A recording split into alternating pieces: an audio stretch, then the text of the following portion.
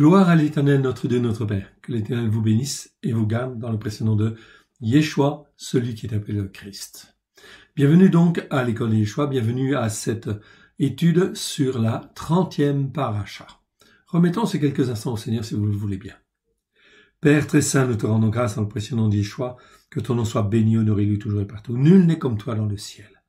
Ô Dieu d'Abraham, de Yitzhak et de Jacob, c'est toi que nous invoquons. Tu es notre Dieu.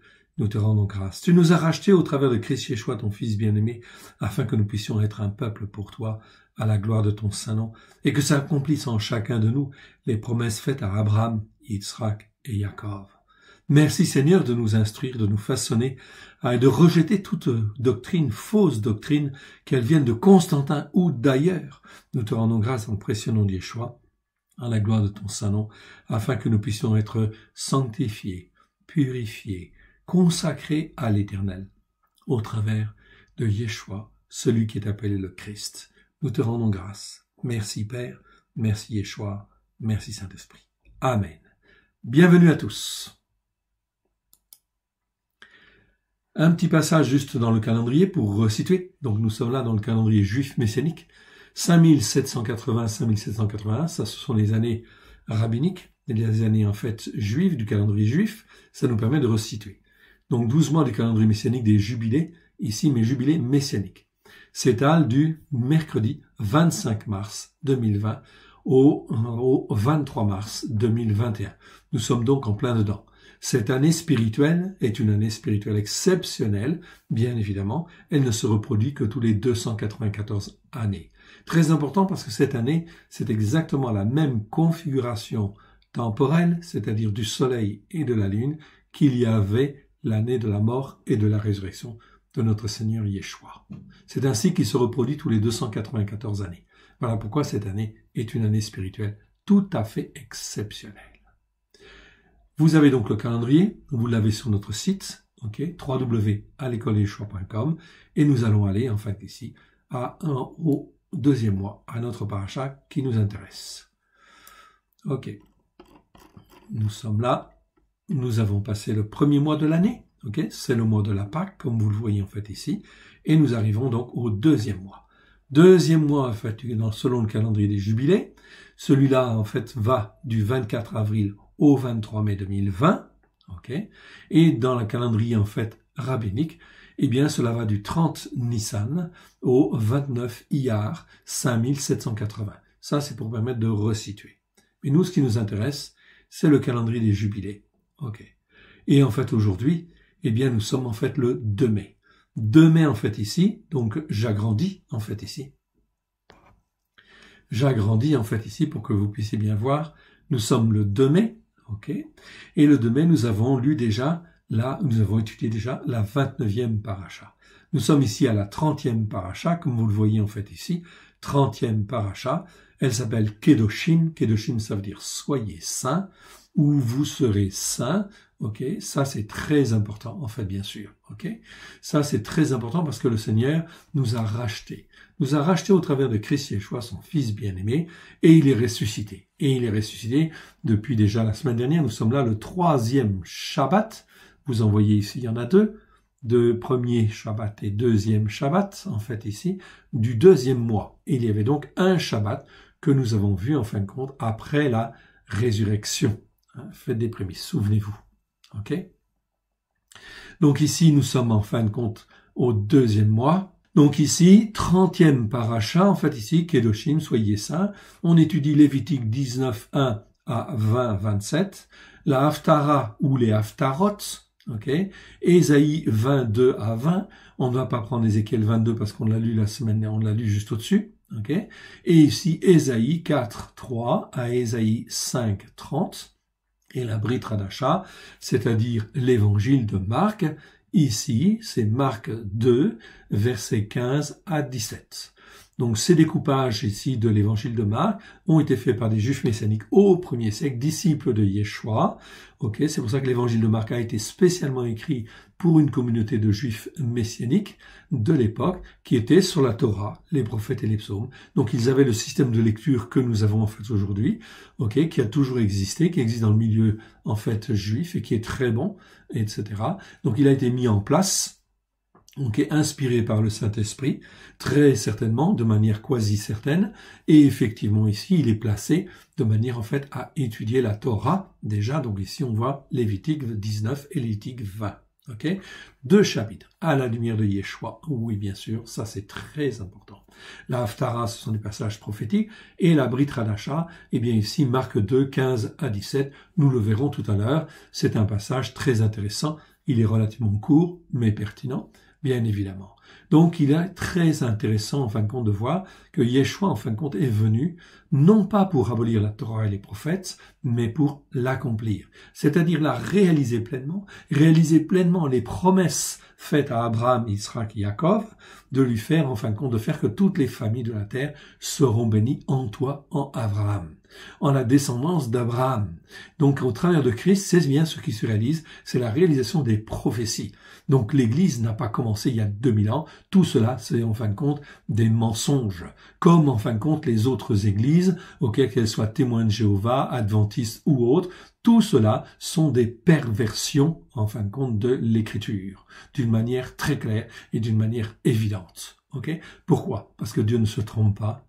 Il a fait une Torah pour Israël et une Torah, en fait, la même Torah pour les nations. Et il rachète au travers de Christ non seulement les Juifs, le reste des Juifs, mais également afin qu'ils retrouvent la place qu'ils devaient avoir, d'une part au niveau spirituel, il est le premier-né, mais aussi là-dessus en fait va se greffer bien sûr tous les rachetés au travers de Christ. Dieu a payé le prix afin de racheter en fait tous les Juifs qui croient bien sûr et en fait les gens des nations qui croient. Okay. Abraham est le père des circoncis et il est le père des incirconcis qui croient. Okay. Qui croient, bien évidemment. Ça, c'est donc extrêmement important. Donc, il n'existe pas d'autre montagne spirituelle que la montagne spirituelle de Tzion, de Tzion, à Jérusalem. Ça, c'est très clair et c'est évident. Voilà pourquoi le Seigneur dit « Soyez saints », c'est-à-dire soyez mis à part, soyez consacrés afin de m'appartenir, d'être un peuple qui m'appartienne. Et je vous ai racheté au travers de Christ Yeshua. Donc il n'y a pas de montagne spirituelle catholique, de montagne spirituelle protestante, de montagne spirituelle évangélique, de montagne spirituelle des témoins de Jéhovah, ou de montagne spirituelle en fin de compte des adventistes. Ça n'existe pas.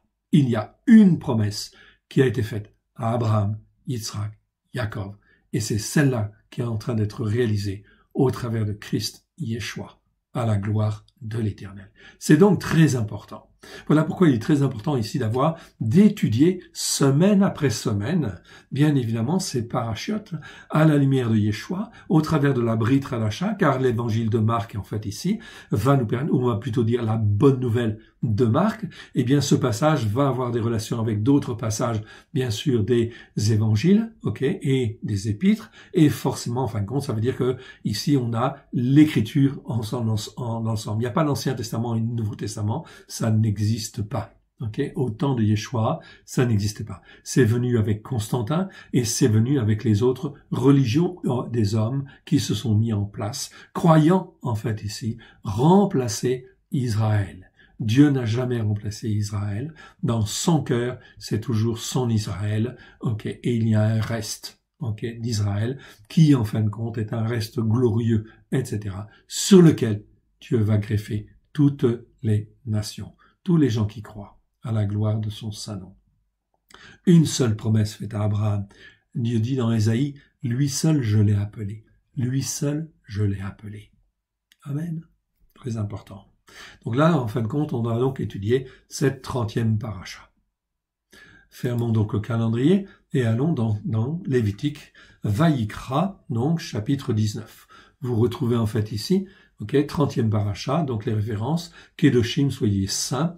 Ok, donc paracha, c'est Lévitique 19.1, Lévitique 20.27.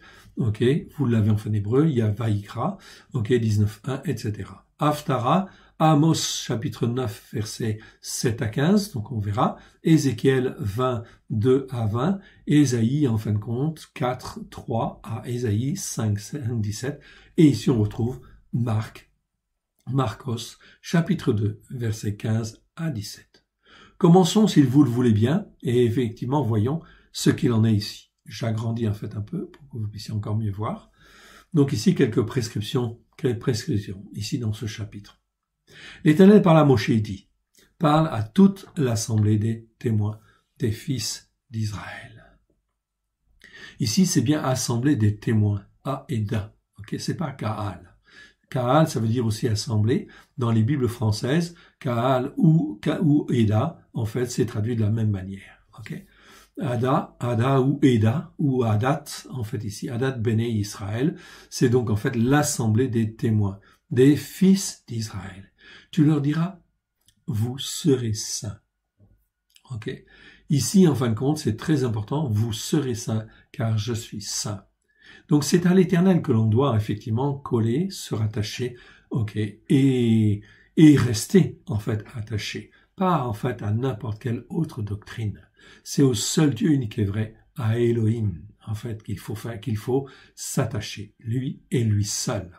Ok, vous serez saints. Ici un petit b, en fait ici, je vois en fin de compte, c'est le verbe tiyeyu, en fait c'est le verbe être, en fait au futur. Donc il dit ce serait, vous serez, c'est un futur et non pas soyez. C'est pas un impératif en fait ici, c'est un futur. Le Seigneur dit en fait vous serez saints. Ok, alors vous serez saints. Oui, bien sûr. Donc c'est bien un futur en fait ici que le Saint-Esprit utilise. Ok, vous serez saints comment? Par mes commandements, par mes lois, par mes, en fin de compte, règles, etc. Ok, toutes les lois que moi je vous donne dans ma Torah, eh bien il faut les écouter et il faut les mettre en pratique avec grâce et vérité. J'ai payé le prix, dit l'Éternel, au travers de Christ Yeshua, afin de vous racheter, ok, de toutes vos erreurs, de vos transgressions, de vos péchés, de vos iniquités, afin que vous soyez un peuple pour moi. Comment on peut être un peuple pour Dieu si on n'obéit pas à ses commandements pour les mettre en pratique? Mais les mettre en pratique avec grâce et vérité, au travers de Christ Yeshua. Voilà pourquoi en fait Christ est venu. Il est venu en fait bien évidemment en tant qu'homme. Il existait avant la création, oui bien sûr. Ok, je vous renvoie au séminaire sur Yeshua dans le Tanakh, qui montre en fait manifestement en fait un concept en fait qui existait déjà depuis la Torah, depuis la Genèse, qui est en fait ce concept en fait des trois, de Dieu, la parole de Dieu et l'Esprit de Dieu. On va retrouver des versets qui parlent en fait, qui vont utiliser les uns et les autres. Ok, on va pas trouver les trois en même temps, sauf en fin de compte dans quelques versets en fait de Ésaïe en fait effectivement. Ok, on trouve bien évidemment.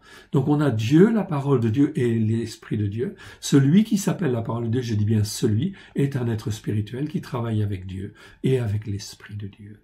Okay. Celui qui s'appelle la parole de Dieu, eh bien, c'est celui par qui le salut va arriver. Tout le monde, en fait, le croit, bien évidemment. Enfin, tout le monde, tous les croyants le croient. Les croyants, en fin de compte, ceux qui sont justifiés par la foi, ok, que ce soit Abraham, que ce soit Israël, que ce soit Jacob, que ce soit Moshe, que ce soit David, les prophètes, tous croient en fin de compte, en celui qui s'appelle la parole de Dieu, et qu'il viendra un jour en tant qu'homme, et en fin de compte, se fera le sacrifice d'expiation parfait. Il est le Christ en devenir, bien évidemment. Il viendra en tant qu'homme, il s'offrira lui-même en sacrifice, afin de faire l'expiation des péchés, des transgressions, des iniquités, afin que nous puissions être formés, façonnés, par le Saint-Esprit, en fait par lui-même, ok, parce que c'est lui qui enseigne. Il est venu nous révéler la parole de Dieu, pleine de grâce et de vérité, pas la changer, la modifier, ni annuler la Torah, non, nous expliquer la Torah, pleine de grâce et de vérité, à la gloire de l'Éternel, pour, avec le Saint-Esprit, se faire un peuple pour Dieu, un peuple unique.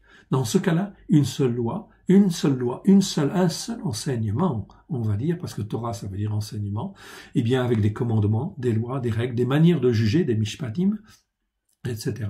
Ce qui fait que, à ce moment-là, si en fin de compte les gens sont élevés juifs et non juifs, selon en fin de compte les mêmes règles, les mêmes lois, les mêmes manières de juger, eh bien, cela veut dire qu'on peut faire un seul peuple, oui, bien sûr, au travers de Christ, Yeshua, qui nous assemble et qui nous fortifie. Il n'y a plus lieu d'avoir des montagnes d'interprétation spirituelle qui peuvent s'appeler catholiques, protestantes, évangéliques, et je rajouterai aussi adventistes, témoins de Jéhovah, et autres encore que je n'ai pas cités, et que je ne peux pas citer parce que je ne les connais pas forcément, mais peu importe, il y a une seule montagne spirituelle, c'est Tzion, c'est la montagne de Dieu, la montagne où réside en fait le Père, le Fils et le Saint-Esprit.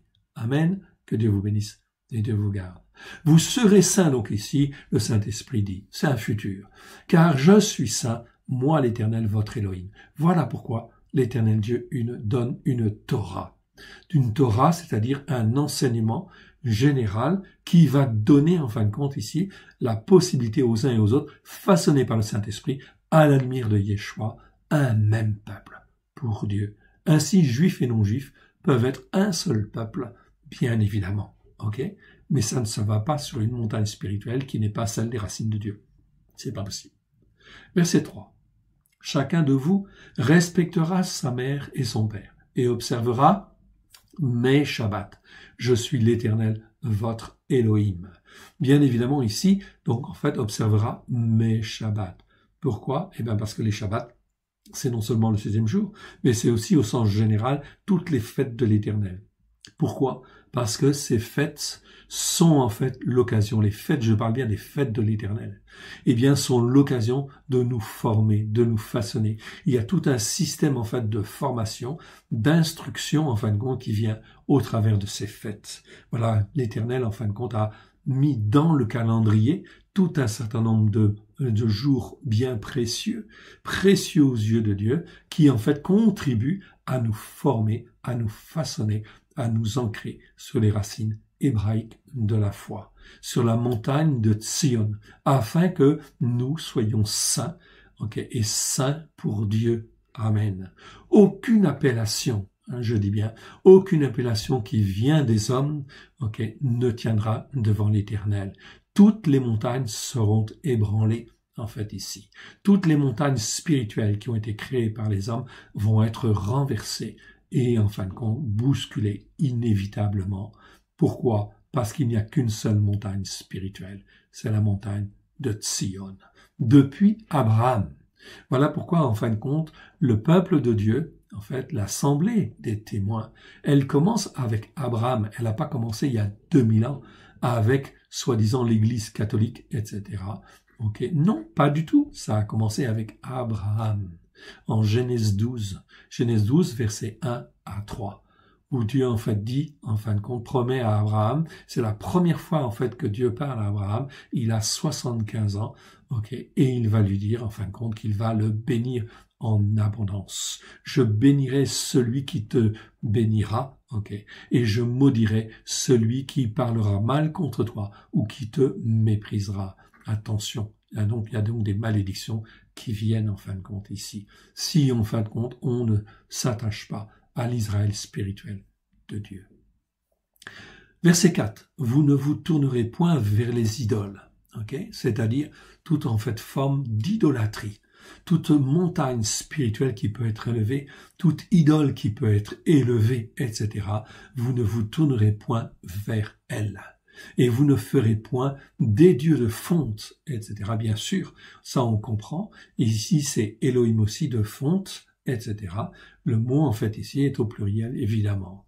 Quand vous offrirez à l'Éternel un sacrifice pour des reconnaissances. Dans notre traduction, c'est marqué, en fait, des sacrifices d'action de grâce. Oui, si on veut.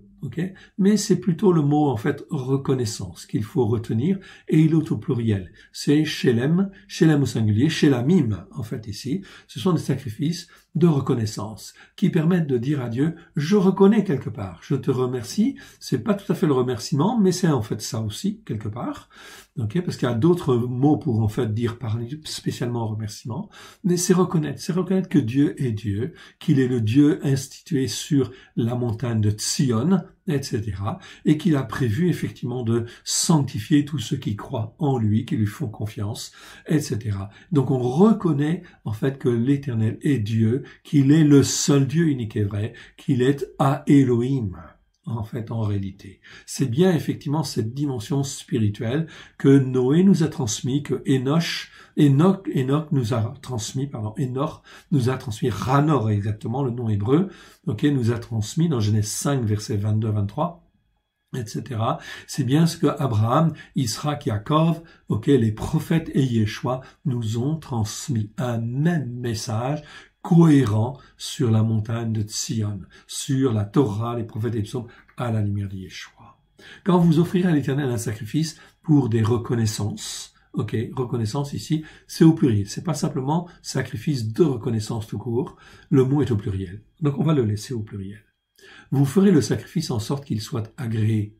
D'accord? Donc il y avait des règles. Bien évidemment, la victime sera mangée le jour de votre sacrifice ou le lendemain. Ce qui restera jusqu'au 3e jour sera brûlé au feu, etc. Donc là, derrière tout ça, il y a une dimension spirituelle. On ne comprend pas forcément toute la dimension spirituelle qui est derrière cela. Pourquoi on fait comme ça? On ne sait pas. Donc en fait, hier, on obéissait. Et on faisait comme ça. Tout simplement. Pour être dans l'obéissance. Mais pas seulement l'obéissance tout court.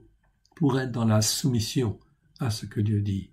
Christ était entièrement soumis à l'Éternel. Oui, et il veut nous apprendre cette soumission pleine et entière.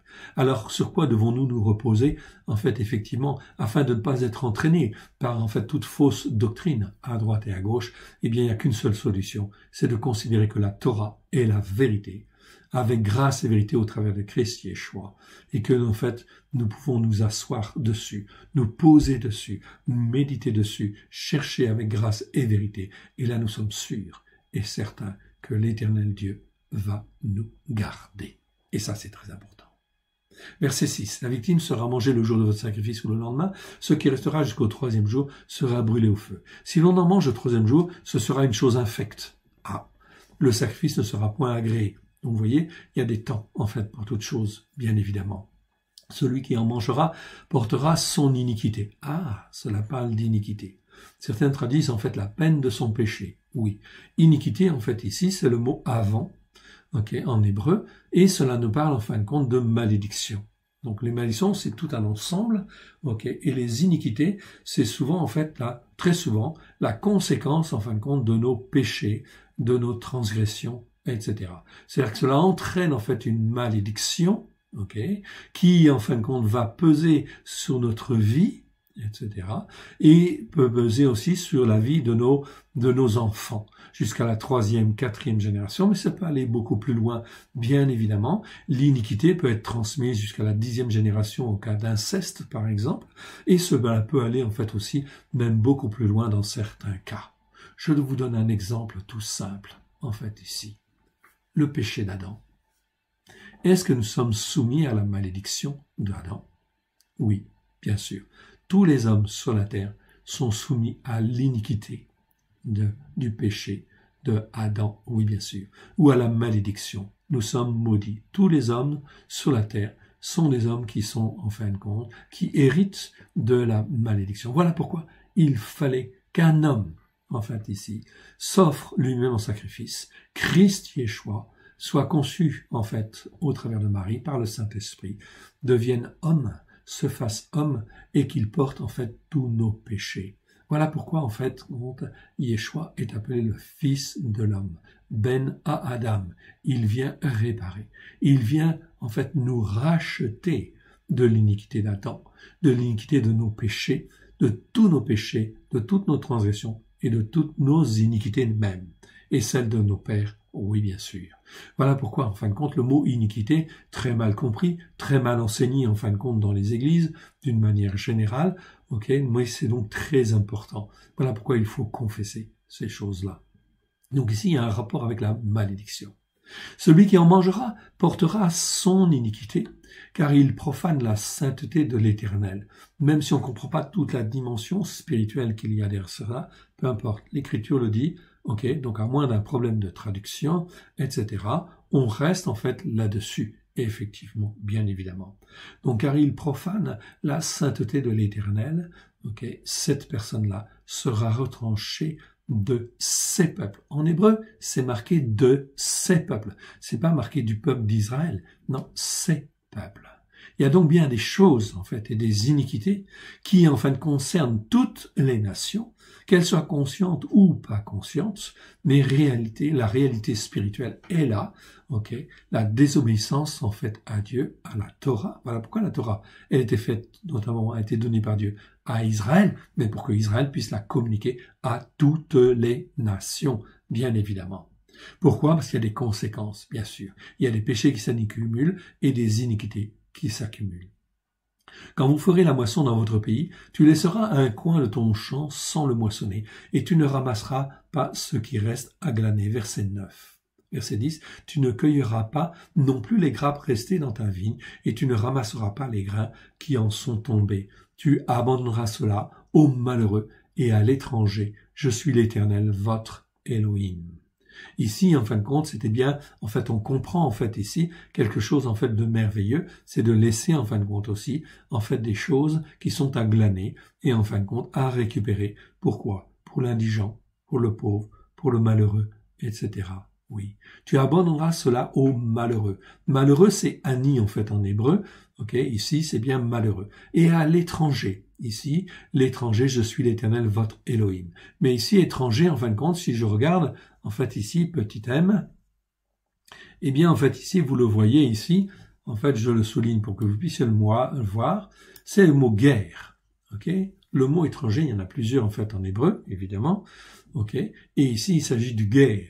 Donc, c'est l'étranger qui n'est pas hostile, qui, en fait, n'est pas méchant et ne contredit pas la Torah. Celui-là, c'est un guerre. Cet étranger-là, eh bien, en fin de compte, il peut être invité, bien sûr, à tes Shabbats. Il peut être invité, en fait, au repas de l'Éternel. Ok, il peut écouter la Torah et la mettre en pratique. Et il n'a rien, en fin de compte, contre la Torah.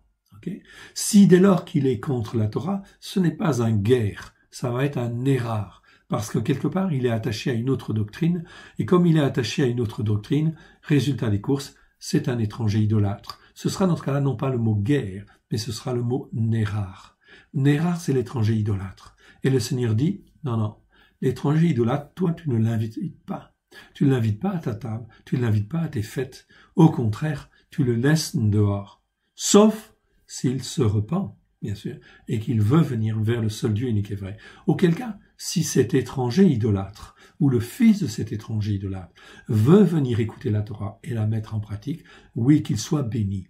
Et il peut venir sur la montagne sainte, la montagne de Dieu, etc. Et Dieu lui fera voir, enfin, des choses absolument merveilleuses.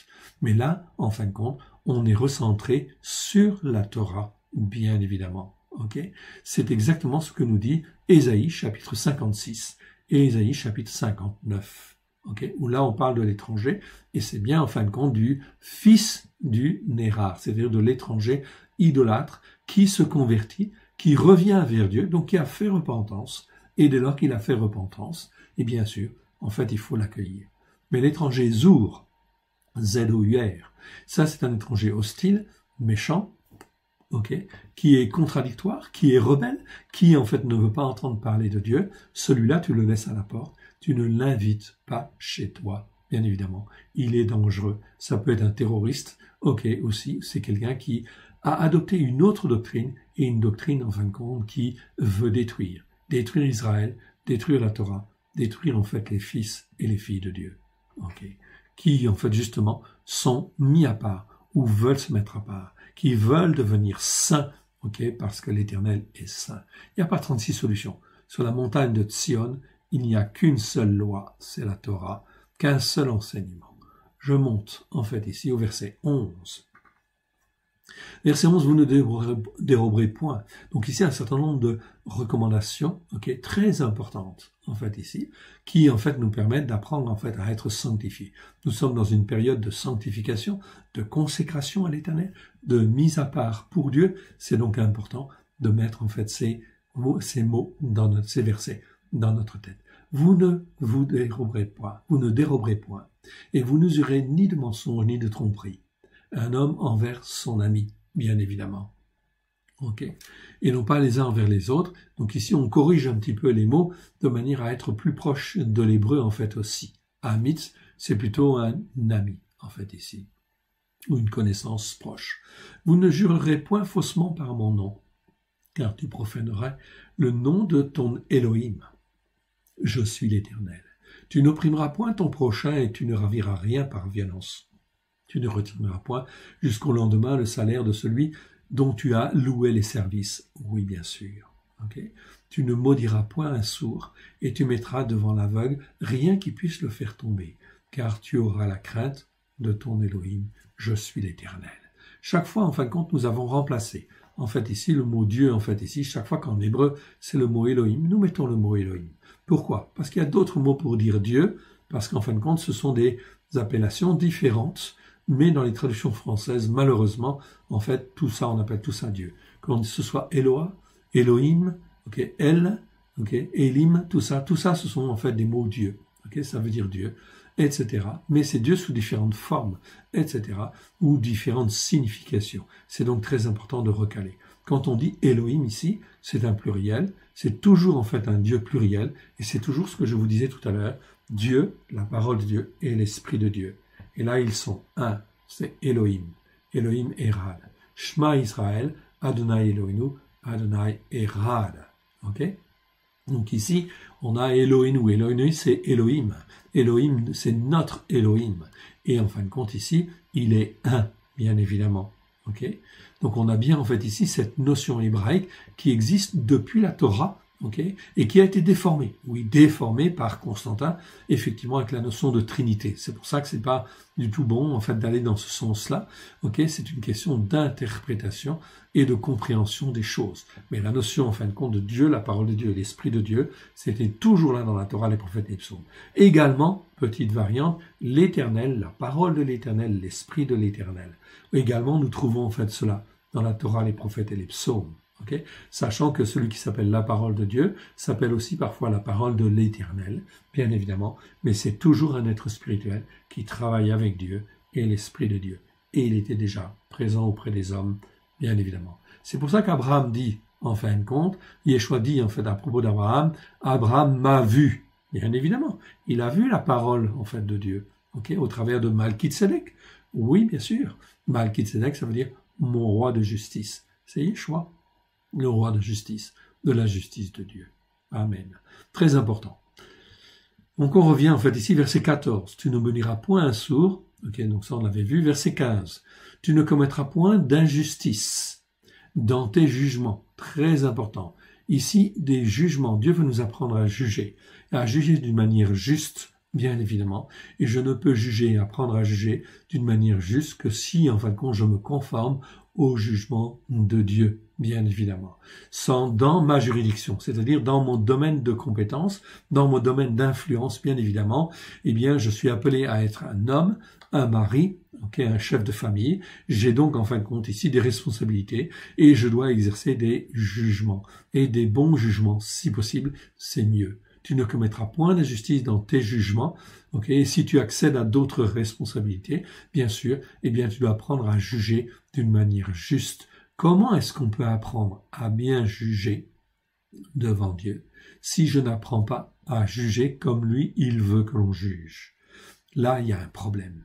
Et le mot mishpat, en fait, ici, car il s'agit du mot mishpat, mishpatim, en fait, au pluriel, c'est un mot qui est très mal traduit tout au long de la Bible, dans nos traductions françaises, malheureusement. Voilà pourquoi nous travaillons sur nos Bibles, en fait, ici, et nous corrigeons par rapport, en fait, au texte hébreu. Nous avons toujours le texte, en fait, hébreu, qui est notre référence, en fait, ici, et par rapport à ça, eh bien, lorsque c'est tel mot ou tel autre mot, eh bien, nous mettons jugement. Ici, le mot jugement, mishpat, est parfois traduit par précepte, ordonnance, ça va encore, okay? Mais par aussi justice, aussi parfois, etc. Enfin, par différents, en fin de compte, mots qui n'ont pas forcément de rapport direct avec cette notion de juger. Pour devenir mature, Dieu veut que les hommes et les femmes deviennent des hommes et des femmes matures. Donc, pour qu'ils deviennent matures, il faut qu'ils apprennent à juger. en fait, ici. Donc, ils ne peuvent pas, en fin de compte, régner ou dominer, en fin de compte, dans leur famille, être un chef. Quand je dis dominer, c'est dominer sainement, bien sûr, etc.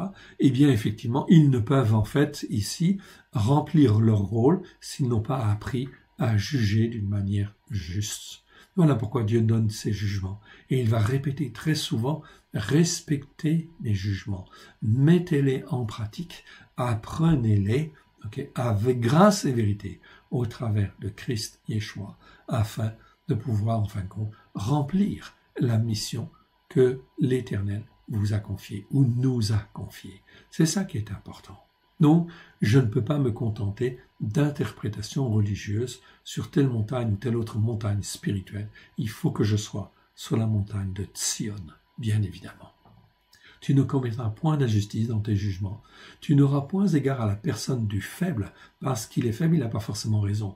Et tu ne favoriseras pas point la personne du grand, en fait, ici, non plus. Donc le grand et le faible, c'est pas parce qu'ils sont faibles et grands qu'ils doivent être jugés plutôt d'une telle manière ou telle autre manière. Non, tu vas le juger d'une manière correcte. Mais tu jugeras ton prochain que tu connais, ton ami si tu veux, selon la justice. Là, c'est le mot tzedek. Chaque fois que nous avons dans notre Bible ici, le mot justice, c'est toujours le mot tzedek. Ça, c'est très important. Donc, ça correspond à la justice de Dieu. Ça, c'est le vrai mot, en fait, ici. Verset 16, « Tu ne répandras point de calomnie parmi ton peuple. Tu ne t'élèveras point contre le sang de ton prochain. Je suis l'Éternel. Tu ne haïras point ton frère dans ton cœur. » Dans ton cœur ici, cœur, c'est levav. Il y a deux mots pour dire cœur, c'est levav ou lève. Il y a des nuances, on les verra, en fait, ici. Tu ne haïras point ton frère dans ton cœur. Ton cœur qui peut avoir deux tendances, etc. Tu auras soin de reprendre ton ami, mais tu ne te chargeras point d'un péché à cause de lui. Donc, si tu as un ami, bien sûr, par rapport à l'écriture, il faut, en fin de compte, non pas nécessairement le reprendre. S'il faut le reprendre, il faut le reprendre, oui, bien sûr, mais en fin de compte, lui, donner des bons conseils par rapport à l'écriture. Et en fin de compte, si c'est un ami, on va y mettre des gants, mais on va expliquer. Ça, c'est très important. Parce qu'un jour, peut-être que nous ne serons pas forcément tout à fait corrects par rapport à l'écriture, et c'est important qu'autour de nous, nous ayons des amis, bien évidemment, mais des vrais amis. Pas des amis qui tirent la couverture à eux, mais des amis qui, en fin de compte, pensent d'abord à Dieu, qui aiment d'abord Dieu. Verset 18, « Tu ne te vengeras point et tu ne garderas point de rancune contre les enfants de ton peuple. Tu aimeras ton prochain comme toi-même. » C'est écrit dans Lévitique 19, verset 18. Le but de la Torah, c'est d'aimer Dieu de tout son cœur, de toute son âme, de tout son esprit. Et c'est d'aimer son prochain comme soi-même. C'était déjà écrit. Est-ce que le message a changé? Non. Yeshua dit, en fin de compte, très bien à un moment donné, de ces deux commandements dépendent toute la Torah et les prophètes. En réalité, il n'y a rien qui a changé. Il n'y a que les hommes qui, en fait, interprètent et changent les choses. Tu aimeras le but de la Torah, c'est ça. Même Rashi, qui était en fait un commentateur juif du Moyen-Âge, il enseignait dans la tradition juive.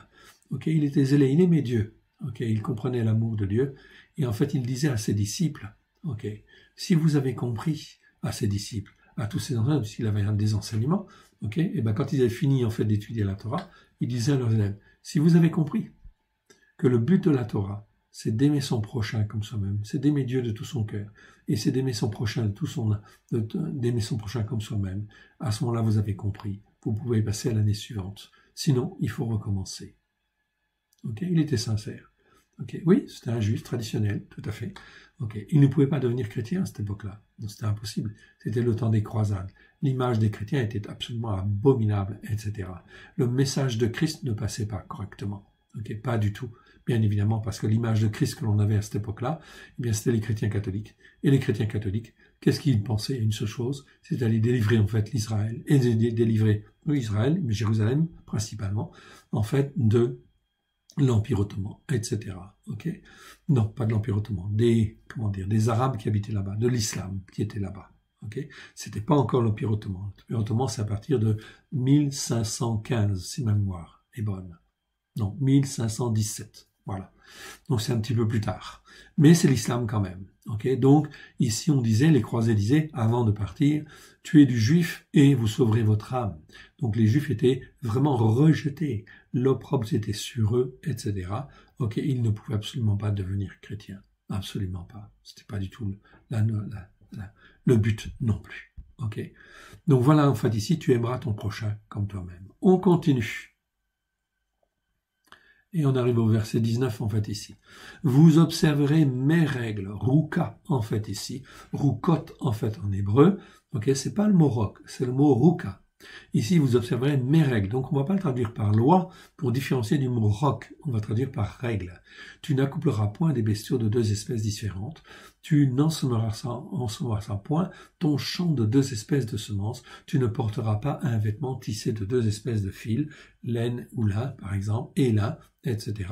Non, ça ne se fait pas. Okay, donc, dans la parole de Dieu, c'est une question, en fin de compte, ici, d'intégrité, en fait, aussi, quelque part. Nous en sommes loin, hein, évidemment. Tous les vêtements que nous avons, la plupart du temps, sont tissés, en fin de compte, avec différentes choses, etc. Et c'est pas forcément bon.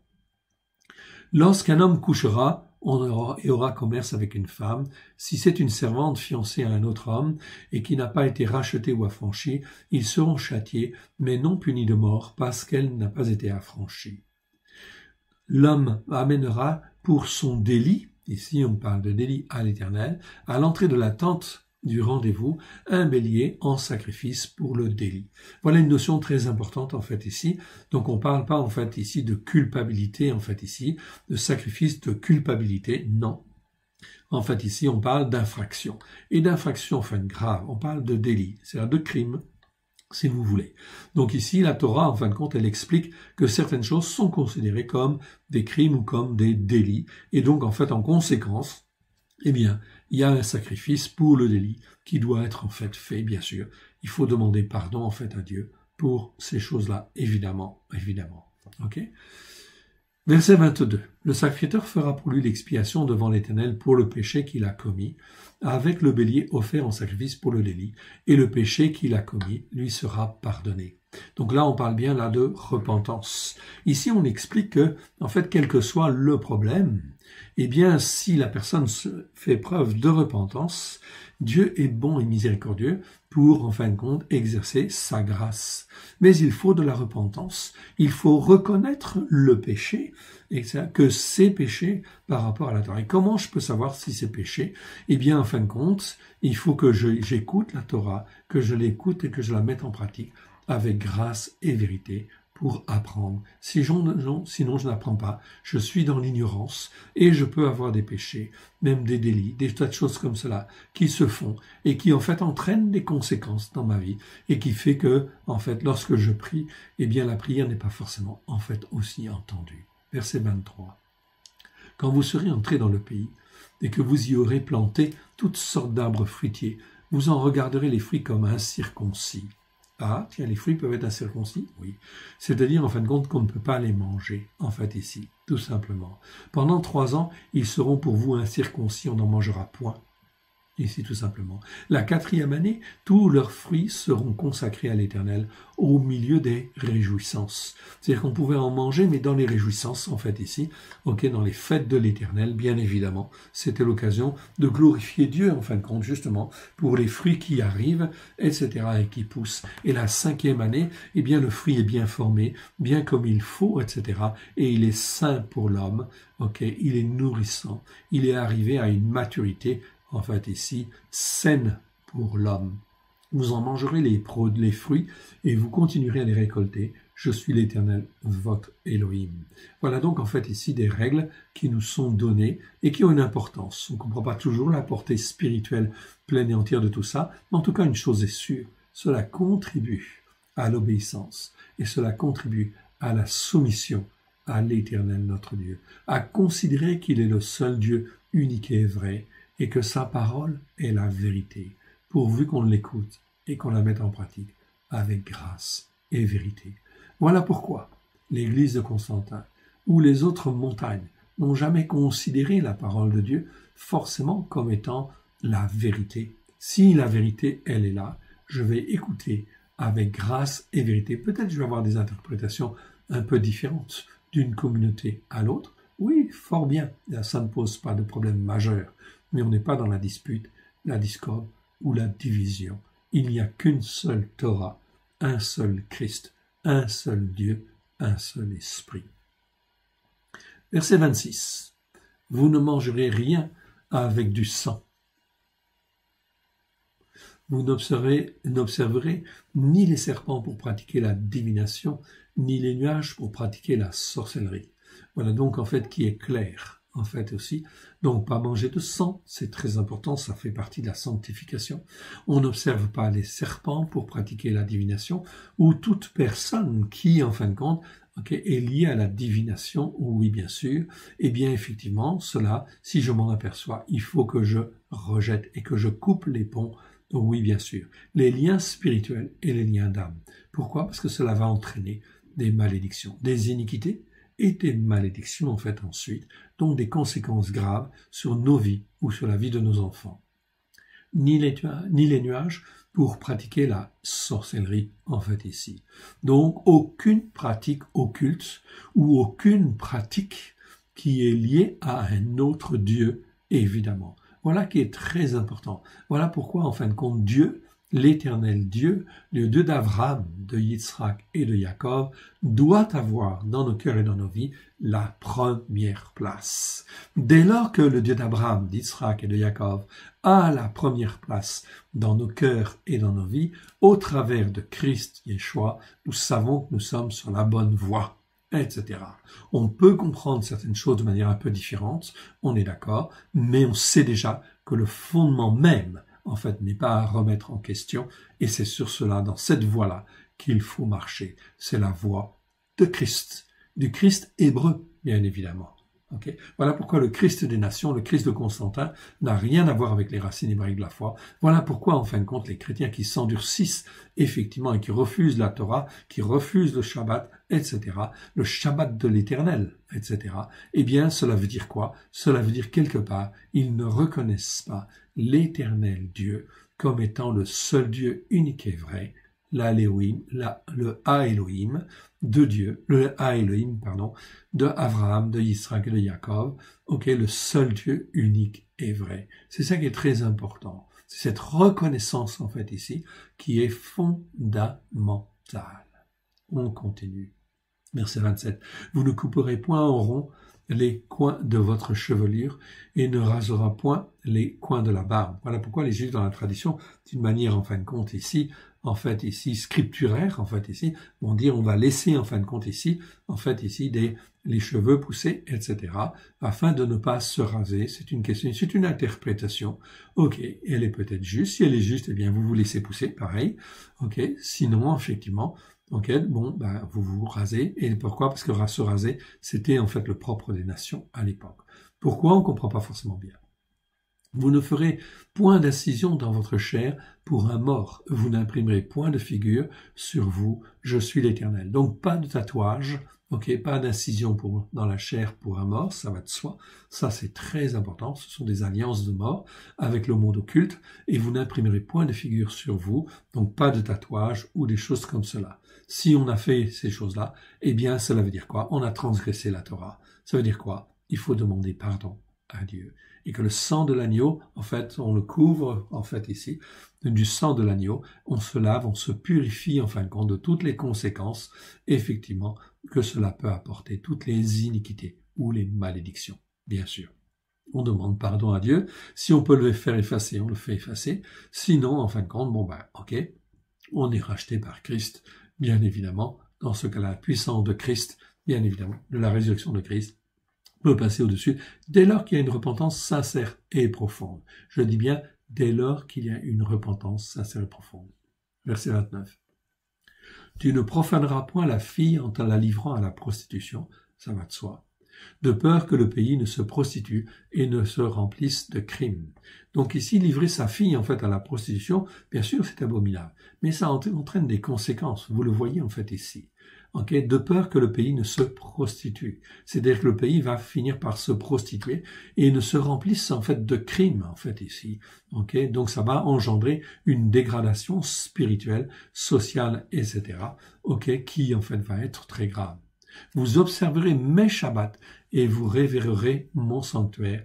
Je suis l'Éternel. Vous observerez mes Shabbats, encore une fois ici. Shabbat, c'est les Shabbats eux-mêmes, c'est le 7e jour. Mais également, en fait aussi, toutes les fêtes de l'Éternel, comme on l'entend en fin de compte dans, en fait, Ézéchiel, bien évidemment. Ok, c'est un mot, en fin de compte ici, qui en fait est beaucoup plus large. C'est les fêtes de l'Éternel. Si je ne respecte pas les fêtes de l'Éternel, c'est une transgression devant l'Éternel. Ok, au regard de la Torah. Voilà pourquoi, si je suis à Christ et que je ne fais pas ces choses-là, eh bien, en fin de compte, je transgresse la Torah, je transgresse la loi de Dieu, et cela veut dire quelque part, eh bien, en fin de compte, je suis un transgresseur, et ça va entraîner des malédictions sur moi. Voilà pourquoi, en fait, ici, eh bien, je peux finir, en fin de compte, par ne plus croire, parce que je ne veux pas comprendre pourquoi Dieu, effectivement, ne me répond pas, ou ne m'exauce pas. Dieu promet, si on écoute sa parole, et qu'on la met en pratique, avec grâce et vérité, il promet bénédiction sur bénédiction. Voilà pourquoi, en fin de compte, après un travail où le Seigneur nous travaille, nous façonne, donc un temps d'épreuve, difficile, etc., afin de nous émonder, de nous fortifier, mais il faut venir sur, en fin de compte, ses commandements et écouter ses Shabbats. Et observer ses Shabbats. Ne vous tournez point, et Constantin, dans le 4e commandement, c'est marqué, vous observerez le Shabbat, ok? Le Shabbat, pour le mettre à part, le sanctifier. Et depuis Constantin, 4e siècle, eh bien, effectivement, on a changé, en fait, les mots hébreux, et on a dit, en fin de compte, ce sera le jour du repos. Donc, vous observerez le jour du repos, et Constantin, il dit, eh bien, le jour du repos, ce sera le dimanche. Ok? Dimanche, parce que c'est le jour d'adoration du soleil. Sunday en anglais. Sonntag, en fait, en allemand. Okay. Sous ça, ce sont des abominations. Alors voilà pourquoi il faut prendre une position, bien évidemment, et revenir à l'Éternel. Okay. Revenir à l'Éternel, à ses commandements, à sa Torah, pleine de grâce et de vérité. Amen. Ok. Ne vous tournez point vers ceux qui évoquent les esprits des morts et vers ceux qui évoquent les esprits qui prédisent l'avenir. Oui, très important. Ces deux, en fin de compte, ici, catégories, esprits des morts, ceux qui évoquent l'esprit des morts et ceux qui évoquent les esprits qui prédisent l'avenir, ces deux mots très importants, nous les avons étudiés dans, en fait, un séminaire qui s'appelle Délivrance et malédiction. Ok, à vous de choisir. Oui, bien sûr. Ok, donc ça, c'est très important. C'est un séminaire qui est assez long, effectivement, et il existe sur le site www.alecoledeyeshois.com.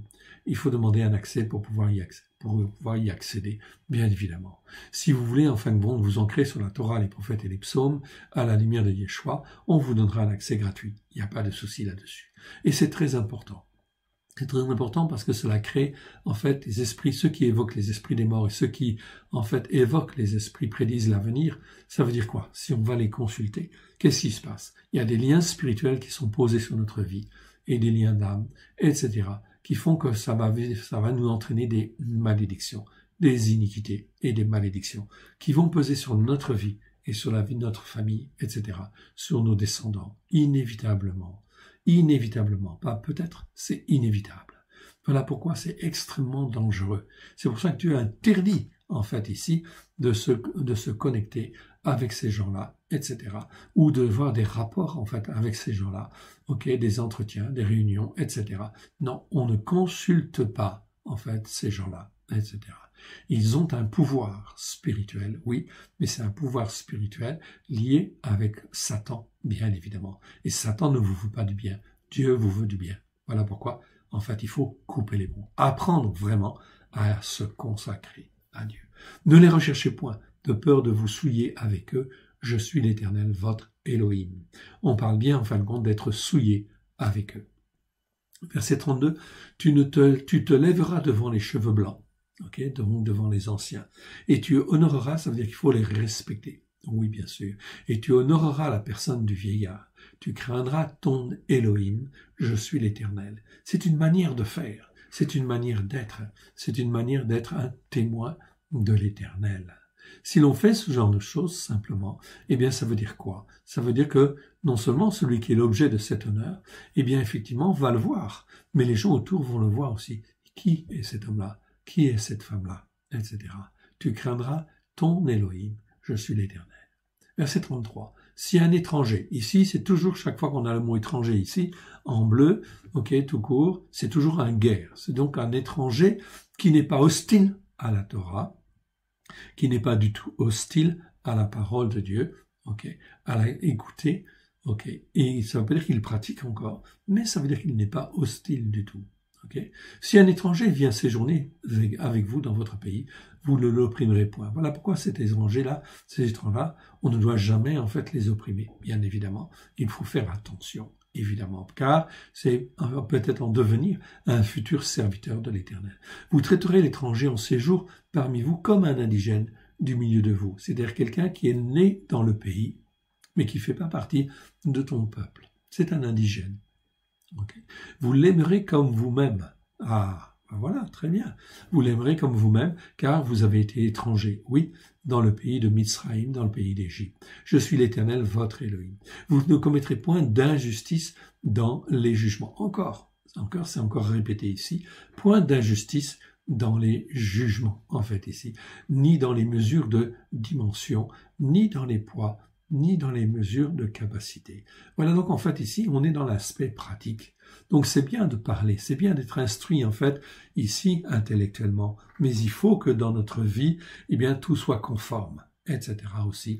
Donc il faut régler en fait toutes ces choses-là, bien évidemment. Et si nous avons pratiqué des choses injustes en fait devant Dieu, il convient de demander pardon et bien sûr de revenir. Ça va de soi. Verset 36, vous aurez des balances justes, des poids justes, des éphas justes, des hymnes justes. Je suis l'Éternel, votre Elohim, qui vous a fait sortir du pays de Mitzraïm. Vous observerez toutes mes règles. Ou on peut dire, je ne veux pas dire loi parce que c'est le mot roc. Ici, c'est ruka, donc c'est un petit peu différent, comme vous le voyez en fait ici. Ici, le mot, c'est ruka. Ruka, vous l'avez là. C'est un mot qui existe 104 fois dans 100 versets. C'est un nom féminin. Et ici, en fin de compte, ça ne veut pas strictement dire loi. C'est presque la même chose que le mot roc. Le mot roc, au pluriel rukim, ça veut dire en fait loi. Donc si je prends roc et je dis le mot loi, je ne peux pas utiliser le mot loi pour le mot règle. On va dire règle. On va dire pour le mot roca. On va dire que ce sont des règles. Donc vous observerez toutes mes règles. Et tous mes jugements. Quelques manières de juger. Non. Tous mes jugements. Et vous les mettrez en pratique. Le Seigneur insiste en fait ici. Et vous les mettrez en pratique. Je suis l'Éternel. Si tu n'apprends pas les jugements en fait de Dieu, comment tu peux être en fait un croyant qui peut devenir un peuple pour Dieu? C'est impossible. Il faut apprendre, que je sois juif ou non juif, comment en fait je devrais me comporter. Ainsi, on est dans une instruction saine et profitable, parce que je grandis dans la connaissance en fait du vrai Dieu, du seul Dieu unique et vrai, du Dieu d'Abraham, de Yitzhak et de Yaakov. Amen. On continue, on arrive au chapitre 20. L'Éternel parla à Moshe et dit, tu diras aux fils d'Israël, si un homme des fils d'Israël ou des étrangers qui séjournent en Israël livre à Moloch sa postérité, il sera puni de mort. Le peuple du pays le lapidera. Ce sont des choses abominables. Donc, condamnation à mort. Si aujourd'hui on sacrifie son fils ou sa fille, etc., eh bien, pour quelque raison que ce soit, cela veut dire qu'en fait, la sentence, ça devrait être la peine de mort. Oui, bien sûr. C'est ce que le Seigneur dit, en fait, ici, quelque part. Pourvu que l'on puisse prouver, bien évidemment, de manière certaine, dans ce cas-là, effectivement, c'est en fait la sanction, c'est la peine de mort. Le peuple du pays le lapidera pour bien montrer en fait à tout le monde combien c'est abominable, etc. Parce que Dieu ne veut absolument pas ce genre de choses. Moloch, c'est aussi les avortements. Oui, bien sûr. Tous les avortements qui existent, bien sûr, c'est en fait quoi? C'est une offrande, en fin de compte, d'un fils, de quelqu'un qui a la vie, d'un homme, d'une petite femme ou d'un petit homme qui est déjà, en fait, qui a déjà pris naissance, qui n'a pas pris naissance, mais qui est déjà conçu dans le ventre de la maman. Et voilà pourquoi c'est déjà un crime. Dès lors que le spermatozoïde est rentré dans l'ovule, cela veut dire quoi? Cela veut dire simplement, en fait, ici, que la vie est là. À partir du moment où la vie est là, on doit respecter la vie, en fait, bon de Dieu. Et moi, je tournerai ma face contre cet homme, et je le retrancherai du milieu de son peuple. Ici, c'est pas mis du peuple d'Israël. Je le retrancherai du milieu de son peuple, parce qu'il a livré sa postérité à Moloch, souillé mon sanctuaire et profané la sainteté de mon nom. Dieu est saint. Ici, on touche à la sainteté de Dieu. La sainteté de Dieu, c'est de vouloir donner la vie. Notre Dieu, c'est El Shaddai. Il n'a rien à faire avec la mort, absolument pas. Dès qu'il y a la vie, bien sûr, ça veut dire qu'il est déjà là, bien sûr. Il est présent. Voilà pourquoi, en fait, on ne doit pas profaner sa sainteté. C'est pour ça qu'en fait, même l'avortement, cela veut dire quoi? Ça veut dire, en fin de compte, c'est digne de mort, etc. Et Dieu dit ici, je le retrancherai de son peuple, etc. Okay? C'est donc très important, en fait, ici.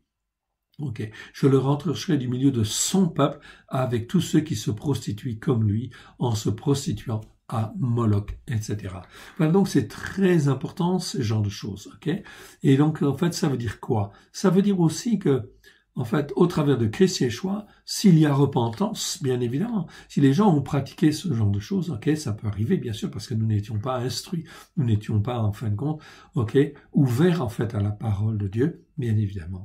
Et à ce moment-là, on demande pardon, mais c'est un crime de mort, c'est un crime qui engendre une condamnation à mort. Donc, en fait, il faut que je reconnaisse que Christ est mort pour moi à la croix, pour ce péché-là, et que je peux m'en libérer en travers de Christ. Donc le sacrifice de Christ prend une dimension bien plus importante parce que je comprends, en fin de compte, tout ce que Christ a porté dans ma vie, en fait, ici, pour me racheter, etc. à Dieu. Il m'a racheté alors que même je n'avais pas encore confessé ces péchés-là. Eh bien, effectivement, si j'ai confessé ces péchés-là, il faut que je, en fin de compte, ici, confesse et que je demande pardon à Dieu. Mais cela va plus loin, bien évidemment. Cela veut dire en fait ici aussi que si dans ma famille, mes pères ont pratiqué ce genre de choses, l'avortement ou des choses comme ça, cela veut dire que c'est un meurtre. Cela entraîne forcément et nécessairement des malédictions ou des iniquités sur les générations suivantes. Donc ça veut dire quoi? Si c'est de l'iniquité, eh bien en fin de compte, ou des malédictions, eh bien ça veut dire quoi? Ça veut dire que ça va entraîner, s'il n'y a pas repentance, cela va entraîner un endurcissement du cœur, un assoupissement en fin de compte du cœur, et en fin de compte, je risque de ne plus voir la parole de Dieu et de ne plus comprendre dans ma tête les choses bonnes de Dieu, etc. Et je vais vivre physiquement peut-être, mais je ne vais pas accéder en fait à la parole de Dieu, au salut de Dieu. Voilà pourquoi c'est une nécessité de se repentir et de demander pardon pour nos pères, si en fin de compte il y a eu, il y a eu ce genre de choses, bien évidemment. Verset 6. Si quelqu'un s'adresse aux esprits des morts, esprit des morts, c'est esprit de Python. Donc on en parle en fait dans les actes. Acte 16, verset 16. Une femme suivait Paulos et avait un esprit de Python. Eh ben c'est ça. C'est en fait un esprit des morts, qui en fin de compte révèle des choses. Ça travaille souvent en fin de compte avec, en fait ici la divination en fait aussi. Bien évidemment, dans le but en fin de compte de créer des liens spirituels sur les gens qui écoutent. Voilà pourquoi ces esprits de Python sont extrêmement dangereux. Esprits des morts, eh bien, qui sont là pour, en fin de compte, enchaîner les âmes, etc. Voilà pourquoi le Seigneur dit, si quelqu'un s'adresse aux esprits des morts et à ceux qui prédisent l'avenir, donc là, les deux sont liés, on les retrouve très souvent, en fait, ensemble dans les Écritures. Vous les retrouverez dans le séminaire sur, en fin de compte, délivrance et malédiction, etc. Ici, esprit sur le site www.alecoledeyeshua.com. Donc, esprit des morts, esprit de Python et esprit, en fin de compte, qui prédisent l'avenir. Tout cela n'est uniquement fait pour créer des liens spirituels occultes entre Satan et l'âme qui écoute. Si j'écoute, ça veut dire que ce que j'écoute peut être planté dans mon cœur. Et si c'est planté dans mon cœur, si je l'accepte, cela veut dire que c'est comme un hameçon. Un hameçon qui est lié à une canne à pêche, à un fil, et en fin de compte, au bout de la canne à pêche, c'est qui? C'est le monde occulte. Voilà pourquoi c'est extrêmement important de rejeter tous les enseignements. Je dis bien tous les enseignements qui viennent des faux prophètes, des faux docteurs, qui ont un rapport avec le monde occulte? Oui, bien sûr, nécessairement, parce que ce n'est pas, en fin de compte, l'Esprit de Dieu. Voilà, donc c'est très important d'apprendre à discerner, évidemment. On est dans des temps de sanctification ici, entre les fêtes des prémices et la fête de la Pentecôte. Eh bien voilà, cela doit nous interpeller. Pour se prostituer avec eux, je tournerai ma face contre cette âme, dit le Seigneur, et je la retrancherai du milieu de son peuple. Il n'est pas dit du peuple d'Israël, du milieu de son peuple. Voilà pourquoi, en fin de compte, ici, tous les hommes sont condamnables. Oui, bien sûr. Et effectivement, dans nos familles, nous avons effectivement, bien sûr, des personnes qui ont pratiqué, qui ont eu des relations avec des diseuses de bonne aventure, ou en fin de compte, des sorciers, ou en fin de compte, bon, toutes sortes en fin de monde de gens, etc., qui disent la bonne aventure, etc. Ok? Tout ça, c'est mauvais. La condamnation, en fait, est là, condamnation à mort. Voilà pourquoi il est nécessaire de se repentir, ok, et de demander pardon, en fait, à Dieu, de reconnaître que ça, c'est un péché, de confesser déjà le péché, ensuite de clouer à la croix la malédiction, ensuite de couper les liens spirituels avec ces gens-là, et de couper les liens d'âme avec les personnes qui vous ont amené, en fait, à cela. Bien évidemment, ça, c'est extrêmement important. Et de dire à Dieu, maintenant, je m'offre en sacrifice, plein et entier, comme un holocauste, comme un sacrifice d'élévation. Père très saint, je me couvre du sang précieux de l'agneau, j'invoque les mérites de l'agneau sur moi, et je viens vers toi pour me consacrer à toi et à toi uniquement, etc. Amen, amen et amen. Vous vous sanctifierez et vous serez saints. Ici, verset 7. Vous vous sanctifierez, c'est-à-dire vous vous mettrez à part, et vous serez saints, car je suis l'Éternel, votre Dieu, etc. Comment on peut devenir saint si, en fait, on n'adopte pas les commandements de Dieu, les manières de juger? Vous observerez mes règles et vous les mettrez en pratique. Je suis l'Éternel qui vous sanctifie. Si un homme quelconque maudit son père ou sa mère, il sera puni de mort. Okay? Donc ici, on parle de malédiction, bien sûr. Qui maudit son père ou sa mère, il sera puni de mort. Ici, il a maudit son père ou sa mère, son sang retombera sur lui, bien évidemment. Donc ça veut dire qu'il n'y a pas de vie éternelle, en fait, derrière. Effectivement. Donc, si on a eu le malheur de pratiquer ce genre de choses, ok, on était en conflit grave avec son père ou sa mère, eh bien, ça veut dire qu'il faut demander pardon, bien évidemment, et lever cette malédiction, ok, où ça? Auprès de Christ Yeshua, bien évidemment. Sinon, ça veut dire qu'il y a des choses que l'on ne va pas voir, et notre compréhension ne va pas s'ouvrir, en fait, à Dieu, évidemment. Si un homme, c'est le mot ish, en fait, ici, je vous le fais apparaître, en fait, en bas, ish en hébreu, ok. Chaque fois qu'on a mis le mot homme, en fait, ici, c'est le mot ish. Ish, il existe 1636 fois, dans 1431 versets. C'est l'homme créé, ish, c'est l'homme créé à l'image de Dieu, ou pour être attaché à lui dans son ombre. C'est ça qui est très important comme définition. Ish, c'est l'homme, ok, créé pour être attaché à Dieu, ok, et rester dans son ombre, c'est-à-dire attaché, en fait, à Dieu. Si, en fait, on reste attaché à Dieu et on marche dans l'ombre de Dieu, etc., eh bien, dans ce cas-là, on n'a rien à craindre. Oui, bien sûr, le péché ne nous atteindra jamais. C'est impossible. Comment revenir pour s'attacher à Dieu? Il n'y a qu'un seul chemin. Une seule voie, je dirais plutôt que chemin, c'est la voie de Christ, bien évidemment. Christ, il a tout payé, il y a 2000 ans, afin que je puisse m'attacher à Dieu et être restauré dans mon appel d'homme, etc. Donc ici, homme, chaque fois que vous voyez, en fait, homme en bleu, en fait, ici, ok, comme cela, c'est toujours homme, l'homme spirituel, l'homme qui doit s'attacher à Dieu. Ok. Ce mot, dans certains versets, est utilisé pour parler des hommes qui vont de travers, parce qu'en fait, ils n'ont pas écouté Dieu, etc. Tu es appelé à être un ish devant Dieu, c'est-à-dire un homme mature, en réalité, quelque part. Eh bien, effectivement, si tu n'écoutes pas et que tu ne mets pas en pratique, en fait, les commandements de Dieu, eh bien, en fin de compte, le sang de l'agneau te servira pas à grand chose, effectivement. Okay? Parce que tu n'obéis pas et tu ne te soumets pas, etc. Donc, tu risques de tomber, etc. Verset 10. Si un homme commet un adultère avec une femme mariée, il commet un adultère avec la femme de son prochain, l'homme adultère et la femme adultère seront punis de mort. condamnation en fait à mort en fait ici. Okay. Pourquoi? À cause, en fin de compte, spirituellement, c'est très grave, quelque part. Donc ici, on parle d'adultère, et dans ce cas-là, les deux doivent être condamnés, bien évidemment. Okay. Pas un seul.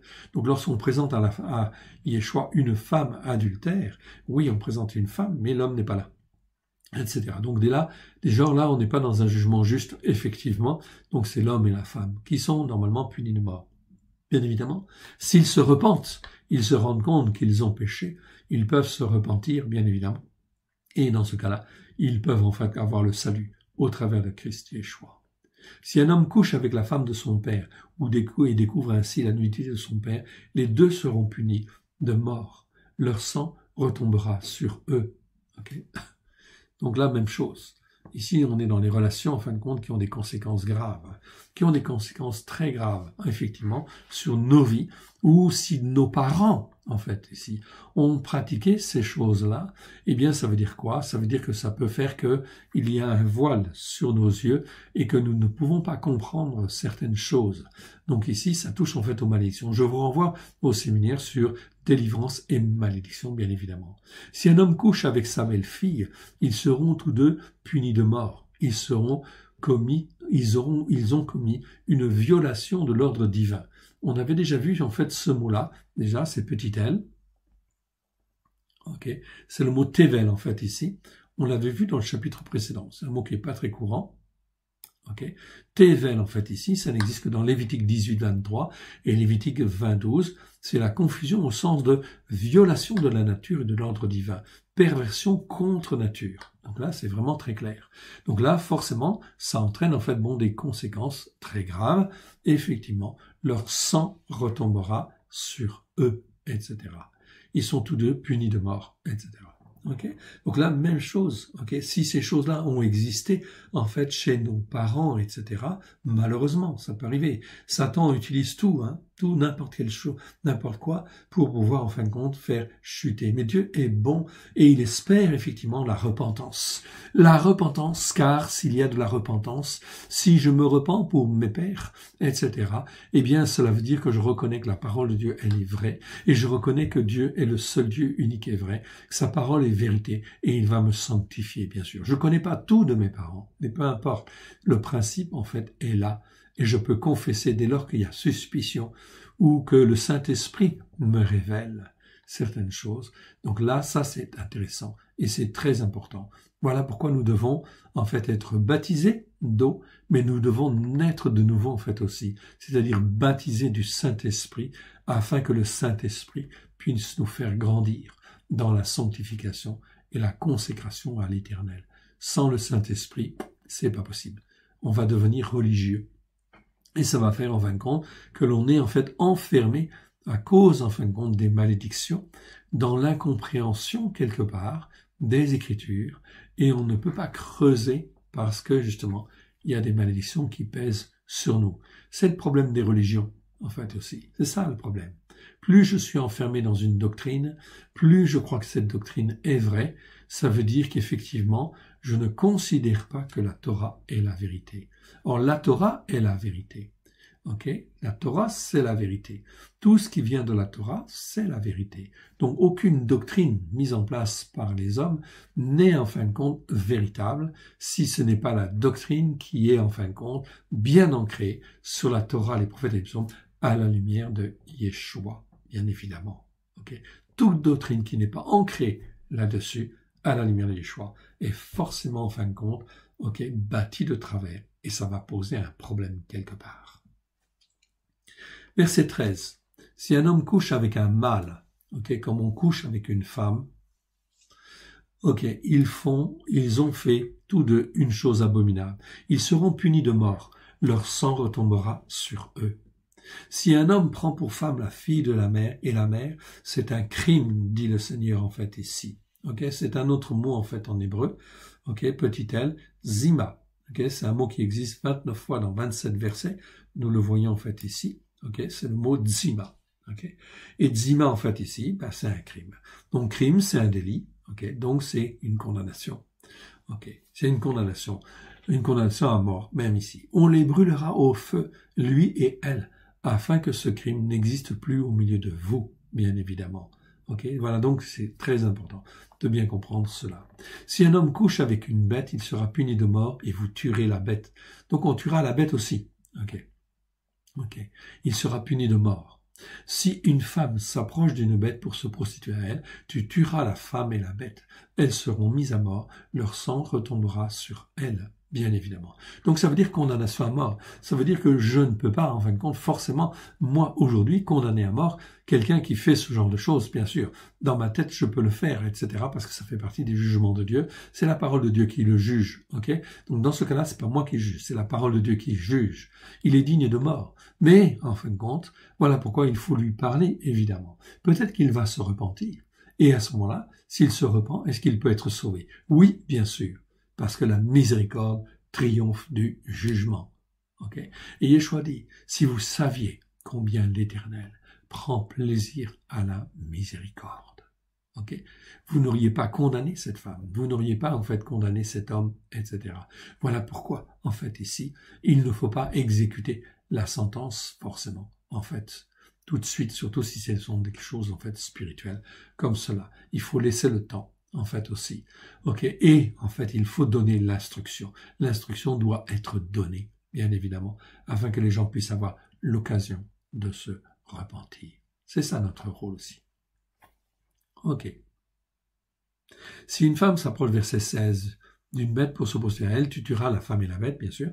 Elles seront en fin de compte mises à mort, leur sang retombera sur elles. Si un homme prend sa sœur, fille de son père, ou fille de sa mère, s'il voit sa nudité et qu'elle voit la sienne, c'est une honte.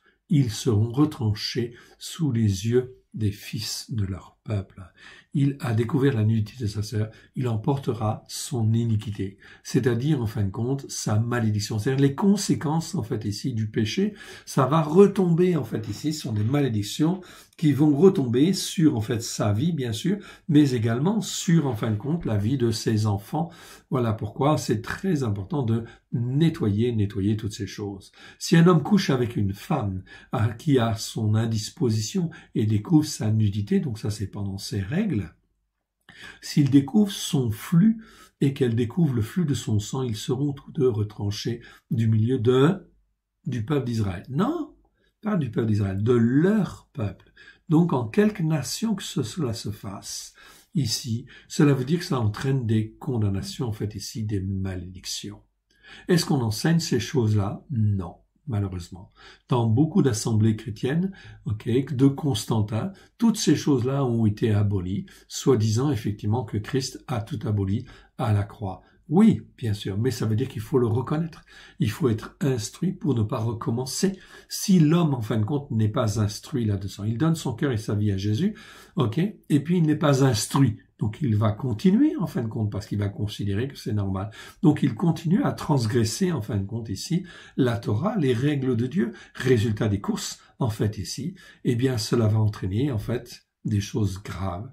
Parce que comme en fait on l'a vu déjà, eh bien en fin de compte, ayant des relations en fait sexuelles, alors que la femme elle a son flux de sang, cela veut dire quoi? Que les spermatozoïdes rencontrant le flux sanguin de la femme, eh bien on sait que médicalement, en fait ici, cela peut entraîner en fait la création d'anticorps dans le sang de la femme qui vont en fait réagir au sperme du mari et la femme en fin de compte peut être stérile ensuite au sperme de son mari. Résultat des courses, ils n'auront plus d'enfants.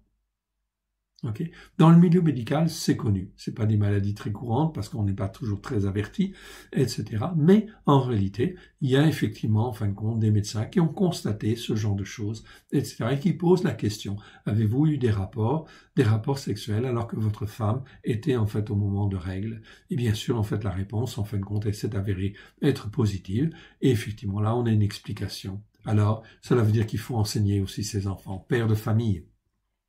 Si les pasteurs, les prêtres n'enseignent pas les choses correctement, ça veut dire père de famille, vous êtes responsable. Vous êtes chef de famille. Cela veut dire que spirituellement, vous êtes responsable en fait de la foi qui est enseignée dans votre famille, auprès de votre femme et auprès, en fin de compte, de vos enfants. Et vos enfants, il faut les enseigner. Car en définitive, s'ils ne sont pas enseignés, alors qu'en fin de compte, vous auriez pu le savoir, etc., eh bien, cela veut dire que vous êtes responsable. ok, quelque part. Voilà pourquoi, en fin de compte, il convient de demander pardon à Dieu, bien évidemment, et personne ne souhaite que son fils ou sa fille devienne stérile, là, alors qu'il va se marier. Est-ce que, en fait, aujourd'hui, si je donne mon cœur et ma vie à Jésus, à Yeshua, est-ce que, en fin de compte, ces règles-là ne sont pas applicables? Si, bien sûr. Et voilà pourquoi c'est très important d'écouter la Torah et de la mettre en pratique avec grâce et vérité. Je ne peux pas et je n'ai pas le droit de faire prendre des risques à mon fils et à ma fille, des risques inconsidérés par ignorance. Ok, c'est des péchés par ignorance. Verset 19, tu ne découvriras point la nudité de la sœur de ta mère, ni la sœur de ton père, car c'est découvrir sa proche parente. Ils en porteront leur iniquité. Voilà aussi encore ici iniquité, donc des malédictions qui vont peser sur notre vie, donc des conséquences, etc., qui vont peser sur notre vie et sur la vie de nos enfants. Voilà pourquoi ces iniquités, en fait, elles s'accumulent d'année en année au fil de notre vie. Et résultat des courses, eh bien, c'est l'iniquité des Amoréens, en fait, ici, qui vient de plus en plus. Et à Abraham, eh bien, en fin de compte, Dieu a dit, l'iniquité des Amoréens n'est pas à son comble. C'est-à-dire qu'en fait, tous les crimes qu'ils font, eh bien, en fin de compte, encore, il y avait la possibilité peut-être qu'ils reviennent. Mais ils ont continué dans leur péché, dans leur transgression, dans leur iniquité, etc. Et effectivement, à cause de ça, l'iniquité, à un moment donné, est arrivée à leur comble, au comble. Et ça veut dire quoi? Il n'y a plus rien à faire. Il n'y a plus rien de possible et les personnes ne sont pas récupérables. Donc la destruction, en fin de compte, est prévue, bien évidemment. Ils vont vers la destruction. Voilà pourquoi aujourd'hui, encore, c'est extrêmement important et fondamental d'instruire ceux qui appartiennent à Christ comme il convient. Je vous rappelle que les enfants d'Israël, lorsqu'ils sortaient de l'Égypte, ils marchaient à un rocher qui les suivait. Et ce rocher spirituel était Christ. Ils ont la délivrance, nous sommes à la Pâque. Ils sortent de l'Égypte, du joug de l'Égypte. Ils sont affranchis. Ils sont délivrés. Ils sont sauvés. Et ils sont déjà, en fait, a priori, un peuple pour Dieu. Ils marchent à un rocher qui les suivait. C'est écrit de Corinthiens, chapitre 10. 1 Corinthiens, chapitre 10, versets 1 à 4. Si ma mémoire est bonne. Okay. Eh bien, en fin de compte, ils marchent à un rocher qui les suivait. Et ils marchent à un rocher qui les suivait, et ce rocher les amène où?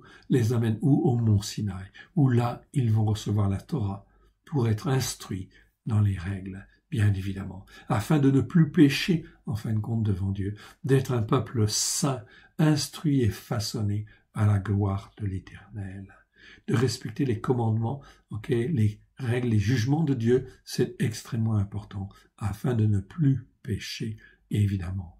Le sang de l'agneau nous lave et nous purifie, on est d'accord, mais il ne faut pas rester, en fait, ici, dans l'état de bébé spirituel, mais il faut être instruit et façonné, afin de devenir un homme et une femme matures, adultes, et sans instruction, sans formation, personne ne peut devenir adulte. C'est impossible. Continuons ce chapitre 20. 20 à 27 ici. Si un homme couche avec sa tante, il a découvert la nudité de son oncle, c'est leur acte condamnable fait qu'ils mourront sans enfant. Donc ici, vous voyez bien qu'il y a des conséquences. Même chose en fait aujourd'hui. C'est la même chose. Si un homme et une femme, en fin de compte, couchent ensemble, mais ils ont un rapport de famille, un lien de famille, sa tante, etc. Il découvre la nudité de son oncle. Cet acte est condamnable. Condamnable à tel point que cela va entraîner quoi? Eh bien, ils mourront sans enfants, sans conséquences. Sans enfants, oui, bien sûr. Si un homme prend la femme de son frère, c'est une impureté, en fait. Il a découvert la nudité de son frère, ils seront privés d'enfants, en fait, aussi. Donc ici, c'est un autre mot, ce qu'on le traduit par impureté, en fait, ici, mais c'est un autre mot. Bon, très bien. Mais ici, en fait, la conséquence, pas d'enfant. Vous observerez toutes mes règles. Verset 22. Vous observerez quelques-unes de mes règles et quelques-uns de mes jugements parce que cela, en fin de compte, il vous plaît. Non. Vous observerez toutes mes règles et tous mes jugements. Et vous les mettrez en pratique afin que le pays où je vous mène, c'était le pays de la promesse, pour vous y établir, ne vous vomisse point, etc. C'est quand même très clair. Okay. Les enfants d'Israël, à cause de leur rébellion, ne sont pas rentrés dans le pays de la promesse. Beaucoup de croyants qui ont donné leur cœur et leur vie à Jésus ne rentreront pas non plus dans le royaume de la promesse, dans le royaume de Dieu. Pourquoi? Parce qu'ils sont restés charnels. C'est pas moi qui le dis, c'est Yeshua qui le dit. C'est Paulos qui le dit, en fait. C'est Yeshua qui le dit au travers de la bouche de Paulos dans dans Galates. Il dit, tous ceux qui commettent, en fait, les œuvres de la chair n'entreront pas dans le royaume de Dieu. Et en fin de compte, si on ne travaille pas là-dessus, sur notre chair qui doit être crucifiée à la croix, si notre âme n'est pas formée, façonnée pour être instruite selon les règles et les jugements de Dieu, eh bien, ça veut dire que je risque très bien de ne pas rentrer dans le pays de la promesse, alors que j'étais appelé. Verset 23. Vous ne suivrez point les règles des nations que je vais chasser devant vous, car elles ont fait toutes ces choses, et je les ai en abomination. Je vous ai dit, c'est vous qui posséderez leur pays.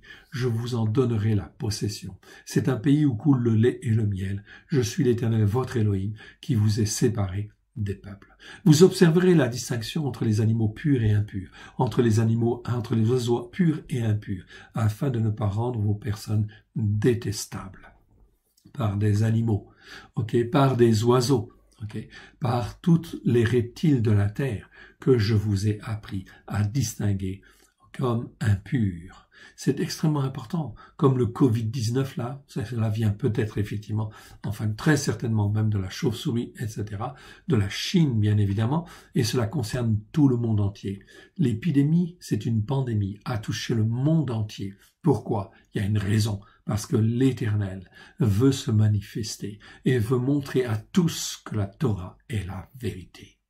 Et que c'est la vérité pour tous les peuples, pas seulement pour Israël, mais pour tous les peuples, et que Dieu rachète au travers de Christ Yeshua tout homme, juif ou non juif, et afin de leur greffer sur la racine spirituelle, la racine d'Israël, de l'Israël spirituel, de l'Israël de Dieu, qui a la Torah en fin de compte dans le cœur et qui la met en pratique. Voilà pourquoi, en fin de compte ici, cela nous interpelle. Nous sommes dans une interpellation mondiale, et ici nous sommes entre la Pentecôte et la Pentecôte, la fête des prémices et la Pentecôte, donc la résurrection et la Pentecôte, donc dans une période de sanctification, où on doit demander pardon en fait à Dieu pour se sanctifier, être à part, être saint pour lui. Verset 26. Vous serez saints, car je suis saint, moi l'Éternel. Je vous ai séparés des peuples. Donc Dieu retire de tel peuple, telle personne, tel croyant, afin qu'il devienne son peuple. Je vous ai séparés des peuples afin que vous soyez à moi. Si un homme ou une femme ont en eux l'esprit d'Amor, c'est-à-dire un esprit de Python, ou un esprit qui prédit l'avenir, etc., c'est les devins, ils seront punis de mort. On les lapidera, leur sang retombera sur eux. Voilà pourquoi, en fait, ici, à cela, il n'y a qu'une seule solution. Bien sûr, la repentance, bien évidemment. Une personne qui a ce genre de choses peut, en fait, demander pardon et se repentir et venir vers Dieu. Allons maintenant dans Ézéchiel. Ézéchiel, chapitre 20, versets 1 à 20. La 7e année. Le 10e jour du 5e mois, quelques-uns des anciens d'Israël vinrent pour consulter l'Éternel et s'assirent devant moi. Et la parole de l'Éternel me fut adressée en ces mots. Ici, nous sommes dans la Haftara, une Haftara rabbinique, c'est-à-dire une lecture complémentaire mise en place par, en fait, les rabbins, et ça nous aide effectivement à la réflexion. Le choix est parfois très pertinent, parfois il l'est un petit peu moins, mais ici, en fin de compte, on est bien, on va voir. La 7e année, le 10e année du 5e mois, quelques-uns des anciens d'Israël vinrent pour consulter l'Éternel et s'assirent devant moi.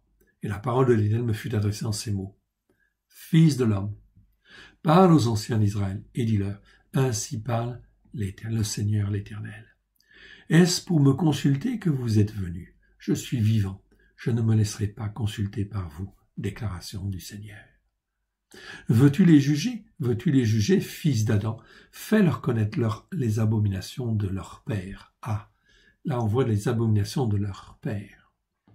Tu leur diras, ainsi parle le Seigneur l'Éternel, le jour où j'ai choisi Israël, j'ai levé ma main vers la postérité de la maison de Jacob, et je me suis fait connaître à eux dans le pays de Mizraïm. J'ai levé ma main vers eux en disant, je suis l'Éternel, votre Elohim.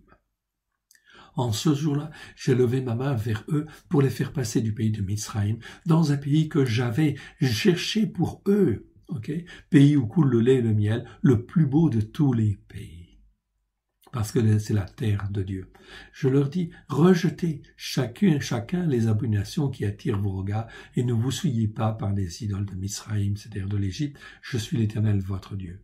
Ils se révoltèrent contre moi et ne voulurent pas m'écouter. Aucun ne rejeta les abominations qui attiraient ses regards, et ils n'abandonnèrent point les idoles de Mizraïm. J'eus la pensée de répandre ma fureur sur eux, d'épuiser contre ma colère au milieu du pays d'Israël. De Mizraïm. Néanmoins, j'ai agi par égard pour mon nom, afin qu'il ne soit pas profané aux yeux des nations, parmi lesquelles il se trouvait, et aux yeux desquels je m'étais fait connaître à eux pour les faire sortir du pays de Mizraïm. Je les ai fait sortir du pays de Mizraïm et je les conduisis dans le désert. À ce moment-là, le Seigneur, qu'est-ce qu'il fait? Je leur donnais mes règles et je leur fis connaître mes jugements, que le descendant d'Adam doit mettre en pratique afin de vivre par elle. Très important, c'est Ézéchiel, chapitre 20, verset 11. Dieu donne des règles et des jugements, des manières de juger, que le descendant d'Adam. Ici, c'est le descendant d'Adam, c'est-à-dire toute créature sur la terre. Ici, c'est bien le mot Adam que j'ai en fait en hébreu.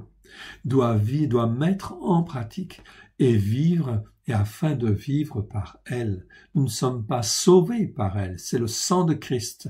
Le salut est obtenu par Christ Yeshua, bien évidemment, mais je dois vivre avec les commandements, en fait, de Dieu.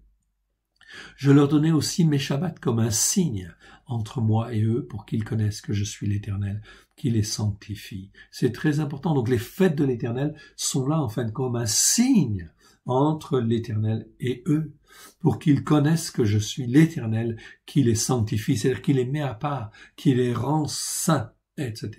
pour lui. On est vraiment, en fin de compte, voilà pourquoi je vous disais que les Shabbats, c'était un système formateur éducatif, bien évidemment, car l'Éternel Dieu, en fin de compte, ici dit, regarde, voilà, obéissez, mettez en pratique. Ça veut dire que vous êtes un enfant pour moi, un peuple pour moi, et c'est un signe entre moi et eux. Un signe, quand Dieu fait un signe d'alliance entre moi et eux, personne, vous entendez, personne ne peut remettre en question. Ainsi, vous ne serez pas, en fin de compte, élevé sur une montagne ou une autre, une montagne spirituelle qui n'est pas la montagne de Sion. En fait, ici, la seule montagne spirituelle valable, utile pour nous, c'est la montagne de Sion. C'est la montagne de Sion. Je leur donnais aussi mes Shabbats comme un signe entre moi et eux, afin qu'ils connaissent que je suis l'Éternel qui les sanctifie. La maison d'Israël se révolta contre moi dans le désert. Vous voyez, l'Écriture parle d'elle-même. Ils ne suivirent point mes règles. Ils rejetèrent mes jugements, que le descendant d'Adam doit mettre en pratique afin de vivre par elle. Et ils profanèrent à l'excès mes Shabbats. J'eus la pensée de répandre sur eux ma fureur dans le désert pour les anéantir. Néanmoins, j'ai agi à mon égard pour mon nom, afin qu'ils ne soient pas profanés aux yeux des nations, en présence desquelles je les ai fait sortir du pays de Mizraïm. Dans les airs, je levai ma main vers eux pour ne pas les conduire vers le pays, dans le pays que je leur avais destiné, pays où coule le lait et le miel, le plus beau de tous les pays.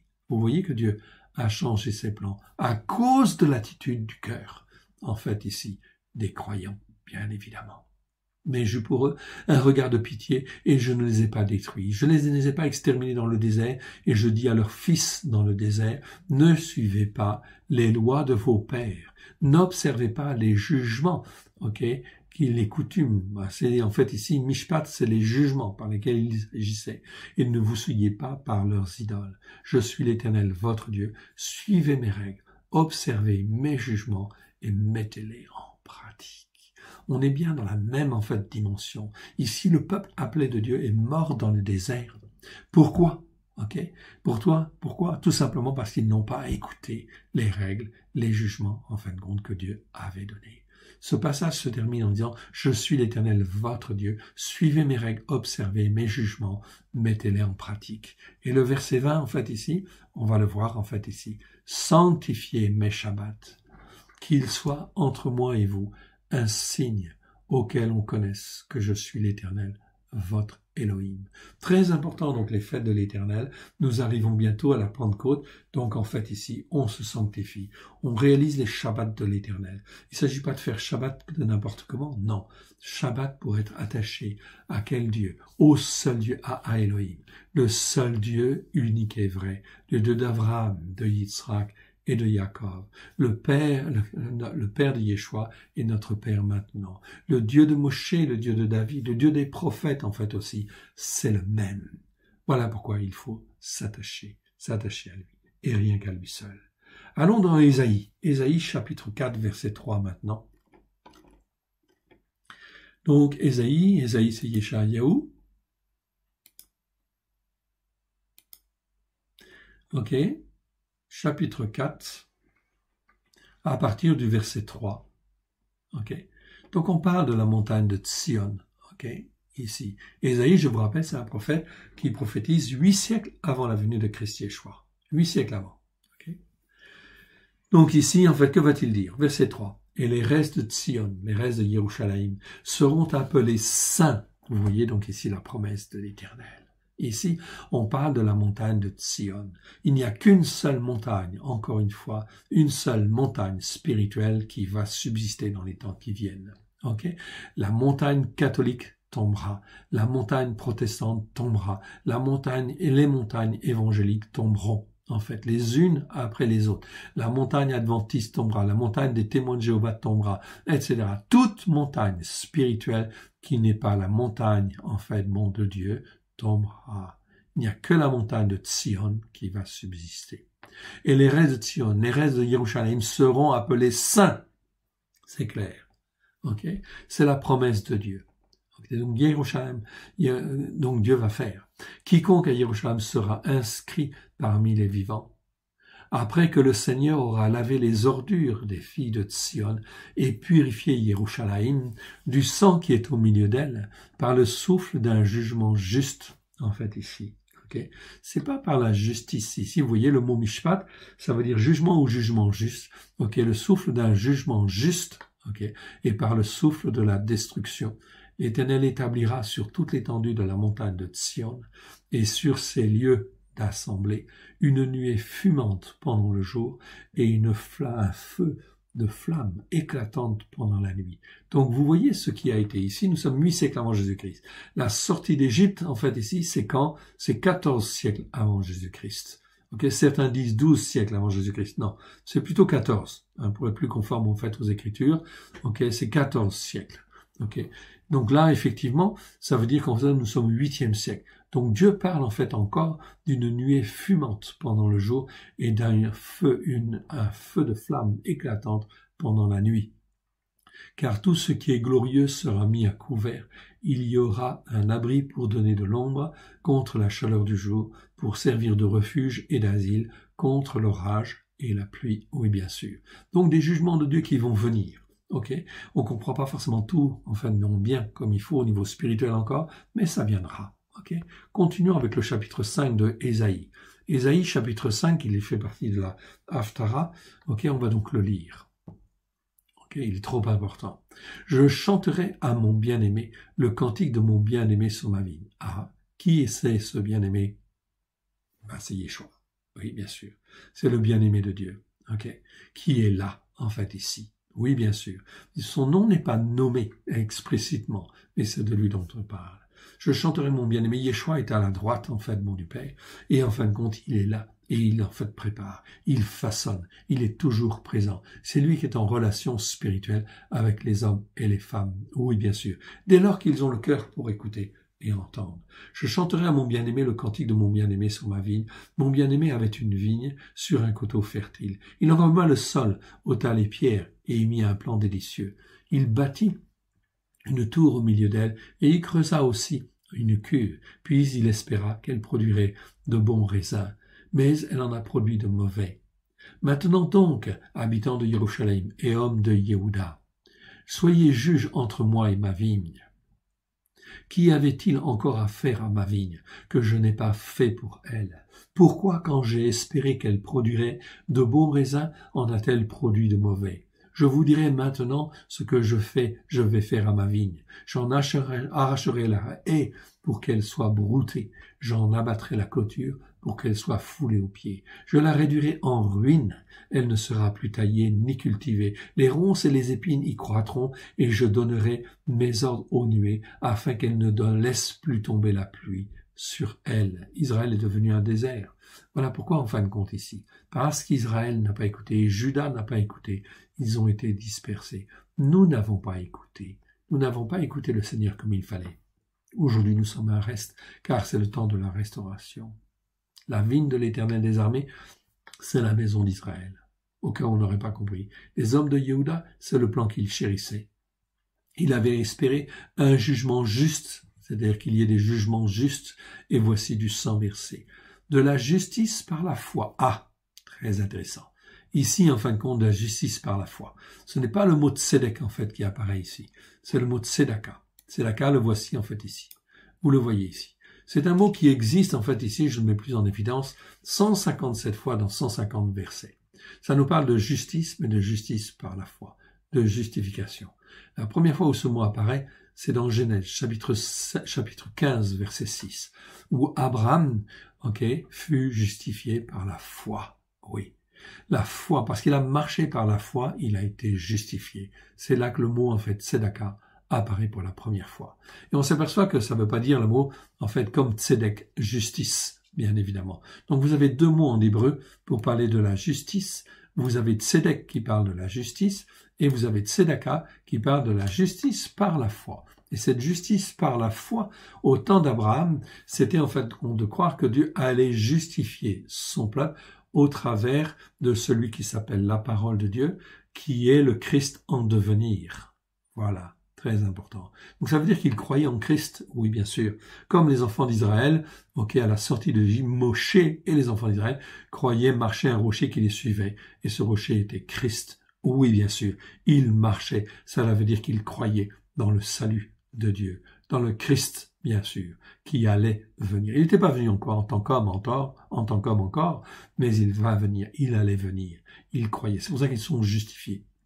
C'est le mot tzedaka. Dans les prophètes, on va très souvent retrouver aussi ce mot-là, 157 fois dans 150 versets. Nous les avons tous visités, tous vus dans le détail. Et en fin de compte, ici, ça veut dire quoi? C'est la marche par la foi dans ce que l'Éternel fait au travers de Christ. Nous sommes là dans la même foi qu'Abraham, et comme lui, nous pouvons être justifiés par la foi en la parole de Dieu qui est le Christ. Oui, bien sûr. Amen. Le Christ incarné, bien évidemment. Voilà ce dont parle Romains, voilà ce dont parle en fin de compte Galates. En fait, ici, nous sommes bien dans la même foi. Voilà pourquoi dans Galates, on va dire, si nous sommes à Christ, au Christ hébreu, nous sommes dans la foi d'Abraham. Et nous sommes héritiers avec Abraham, évidemment. Donc, en fait, ça remonte jusqu'à, Abraham, aux promesses faites à Abraham. Ce n'est pas, en fin de compte, seulement il y a 2000 ans. Donc, attention aux traductions. Bien évidemment, Romains, Galates, ce sont des livres qui sont très mal traduits. Il faut donc bien recaler ça par rapport aux racines hébraïques de la foi. Justice par la foi, ici. Et voici du sang versé, de la justice, et voici des cris de détresse.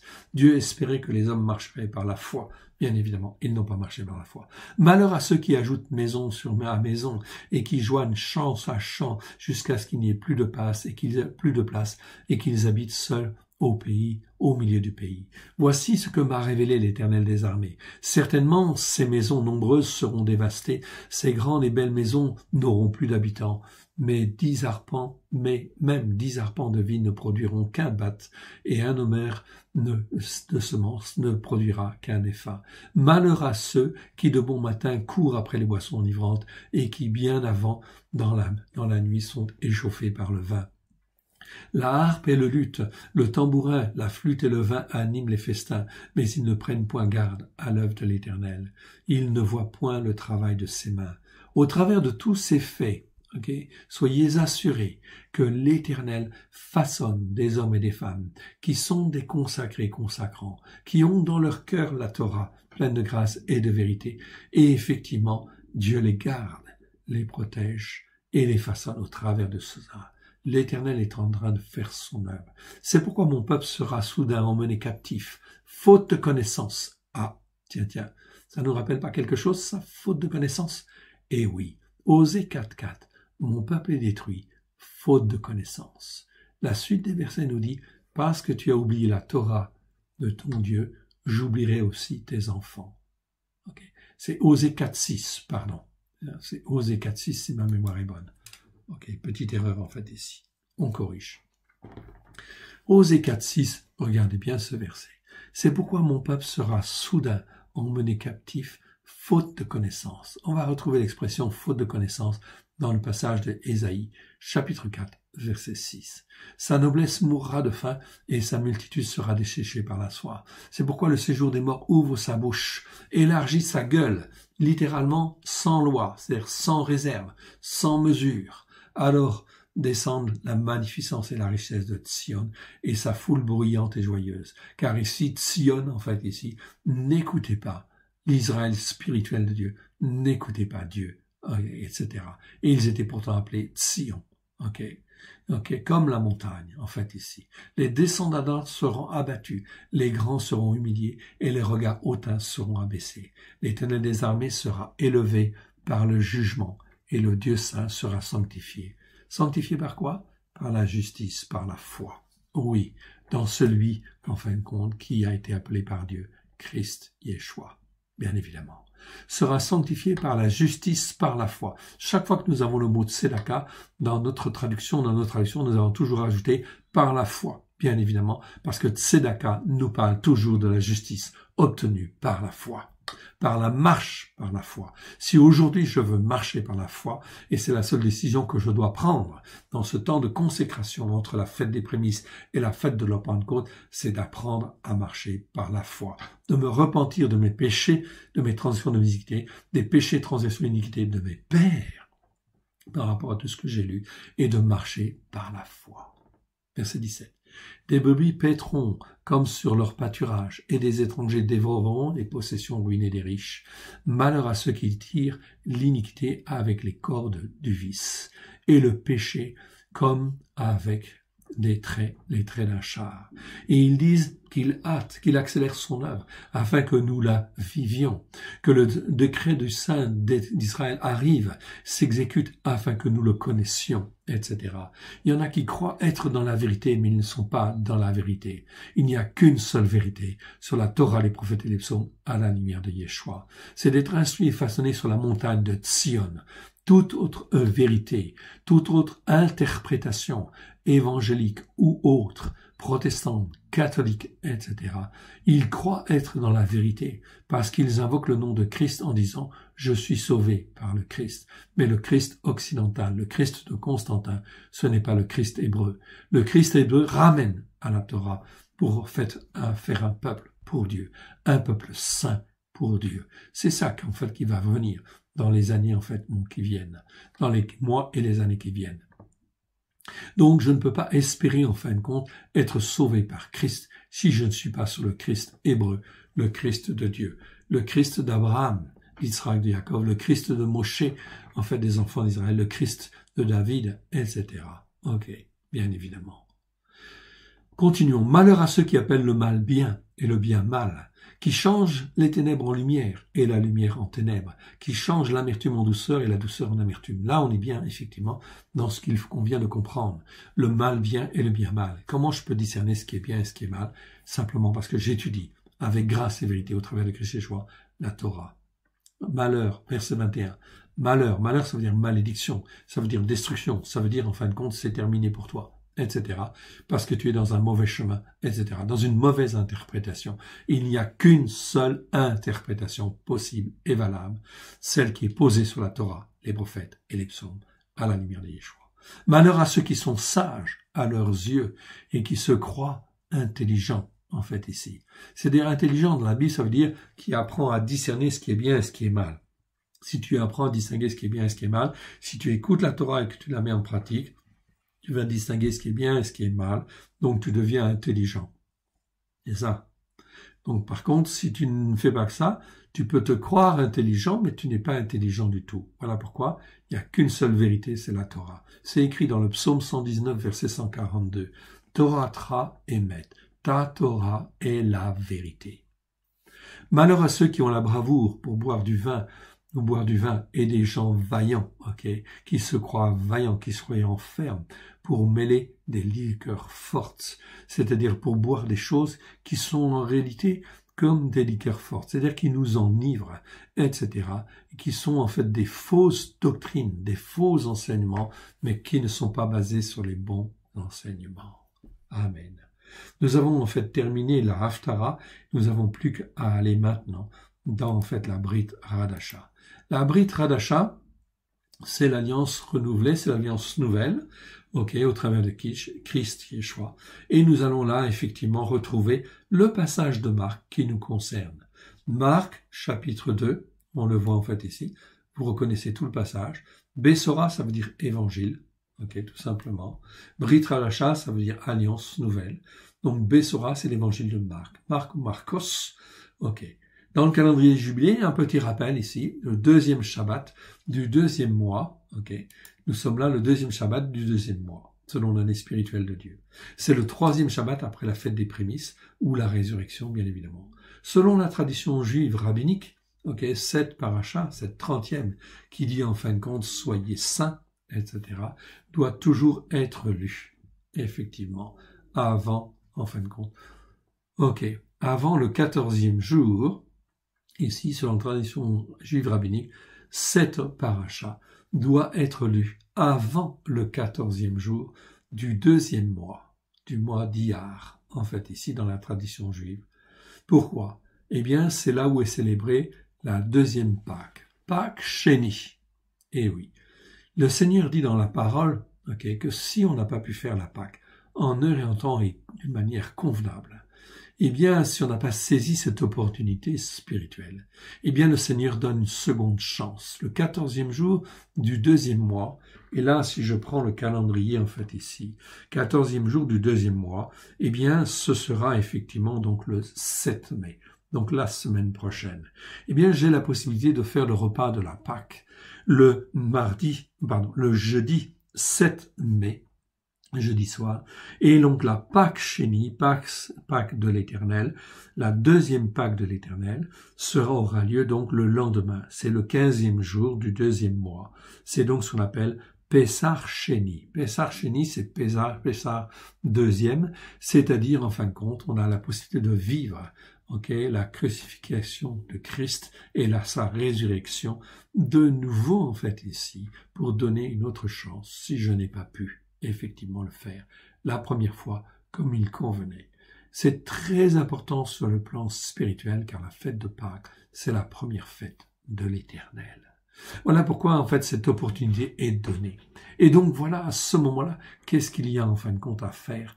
Eh bien, en fin de compte, voyons ce que nous dit Yeshua dans ce passage. Ce n'est pas un grand passage, c'est un grand passage au sens du nombre de versets. Il y a donc, en fait, ici 3 versets. Comme Yeshua était à table dans la maison de Lévi, beaucoup de collecteurs de taxes et de gens de mauvaise vie se mirent aussi à table avec lui et avec les disciples, car ils étaient nombreux et l'avaient suivi. Ici, dans la traduction, en fin de compte ici, bien évidemment, en fait, nous voyons ici collecteurs de taxes, bien évidemment, et des gens de mauvaise vie. On parle, en fait, ici, en fait, aussi des publicains, etc. Mais on ne garde pas le mot publicain, on va chercher dans le dictionnaire ancien ce que ça veut dire et on remet les choses en fait en place. Donc des collecteurs de taxes, donc qui travaillaient pour Rome, etc. Donc ils abusaient en fin de compte de leur pouvoir et ils s'octroyaient des marges aussi relativement importantes en fait à l'époque. Voilà pourquoi ils n'étaient pas bien vus et des gens de mauvaise vie en fait ici. Donc là effectivement c'est en fait toutes les personnes qui étaient là. Les sophrim, c'est-à-dire les scribes, et les pérouchim, c'est-à-dire les pharisiens, le voyant manger avec les collecteurs de taxes et les gens de mauvaise vie, dirent à ses disciples, « Pourquoi mange-t-il et boit-il avec les collecteurs de taxes et les gens de mauvaise vie. Yeshua, les ayant entendus, dit, ce ne sont pas ceux qui se portent bien qui ont besoin de médecins, mais les malades. Je ne suis pas venu appeler à la repentance des justes, mais des pécheurs. Vous voyez en fait ici que ce passage en fait ici de Marc, ici il est très court, mais en fait il appelle à quoi? À la repentance, simplement. Repentance avant cette deuxième Pâque, en fait ici. Ok, ce Pessah Sheni, qui est une occasion en fin de compte pour ceux qui le veulent, qui n'ont pas pu faire la première Pâque, eh bien qu'ils puissent la faire. On est là dans la repentance. Même chose dans tout le thème de la paracha, en fait ici, eh bien nous voyons, c'est Kedoshim, vous serez saints parce que je suis saint. Alors si je ne l'ai pas été, il convient que je me repente, bien évidemment. Voilà pourquoi le mot repentance, en fait ici, il apparaît en gras, parce qu'il est très important. Mais aussi, comme vous le voyez en fait ici, le mot repentance en fait existe dans le texte grec du XVIIe siècle, c'est le texte reçu, évidemment. Donc on va le trouver dans le texte grec du XVIIe siècle. Mais dans le texte grec du XIXe siècle, il a été supprimé, évidemment. Voilà pourquoi la plupart des traductions, Second, Darby et autres, etc., eh bien, vous n'avez pas le mot repentance, en fait, ici. Bien évidemment, il a été supprimé. Pourtant, c'est extrêmement important. La première des choses, bien évidemment, c'est de se repentir. Repentir de ne pas avoir écouté la Torah, de ne pas avoir écouté les commandements de Dieu, et d'avoir pas pratiqué, en fait, ses jugements, de ne pas avoir respecté ses règles. Cela nécessite de reconnaître notre péché. Ok, et en fin de compte, de demander pardon à Dieu, de se repentir. Dès lors qu'il y a de la repentance, ok, Dieu exerce sa miséricorde. Yeshua dit, si vous saviez combien mon Père prend plaisir à la miséricorde. Car la miséricorde triomphe du jugement, évidemment. Dieu veut appliquer sa miséricorde. Mais sa miséricorde, ça nécessite qu'il y ait de la repentance. C'est-à-dire la reconnaissance du péché, la confession du péché, et ensuite on change de voie, évidemment. Voilà donc pourquoi la repentance est extrêmement importante. Évidemment. Repentez-vous, car le royaume de Dieu est proche. Repentez-vous, car le règne de Dieu est proche sur la terre. Oui, c'est le temps, en fait, ici. C'est le temps de se repentir. Repentez-vous afin de revenir sur la Torah, pleine de grâce et de vérité, au travers de Christ Yeshua, et de considérer que toute l'écriture de la Genèse à l'Apocalypse est la vérité, et que vous voulez écouter et mettre en pratique la parole de Dieu, telle qu'elle a été enseignée. Que Dieu vous bénisse et Dieu vous garde. Prions quelques instants. Père très saint, merci pour cette parole merveilleuse. Vous serez saint parce que je suis saint. Oui, Seigneur, nous voulons recevoir ce message, que tu nous instruises au travers de Christ Yeshua, par la puissance de ton Saint-Esprit, que tu nous révèles la largeur, la longueur, la hauteur, la profondeur de ta parole, et que nous puissions l'écouter et la mettre en pratique comme toi tu le veux. Que cette parole ne reste pas une parole vaine, qu'elle puisse trouver dans chacun de nos cœurs un terrain favorable, et qu'elle ne remonte pas au ciel sans avoir pleinement accompli ta volonté. Que nous puissions demander pardon pour tout ce qui n'est pas conforme à toi, tout ce qui dans notre vie n'a pas été conforme, et tout ce qui, en fin de compte, par ton Saint-Esprit, nous sera révélé, afin que nous puissions grandir et nous préparer à la Pentecôte qui vient, à une vraie Pentecôte, une Pentecôte de vérité, à la gloire de ton Saint-Nom. Nous te rendons grâce dans le précieux nom d'Yeshua. Merci Père, merci Yeshua, merci Saint-Esprit. Amen. Merci à tous. Nous vous remercions au nom de À l'école de Yeshua et nous vous disons à bientôt. Que Dieu vous bénisse, Dieu vous garde. Shalom, shalom.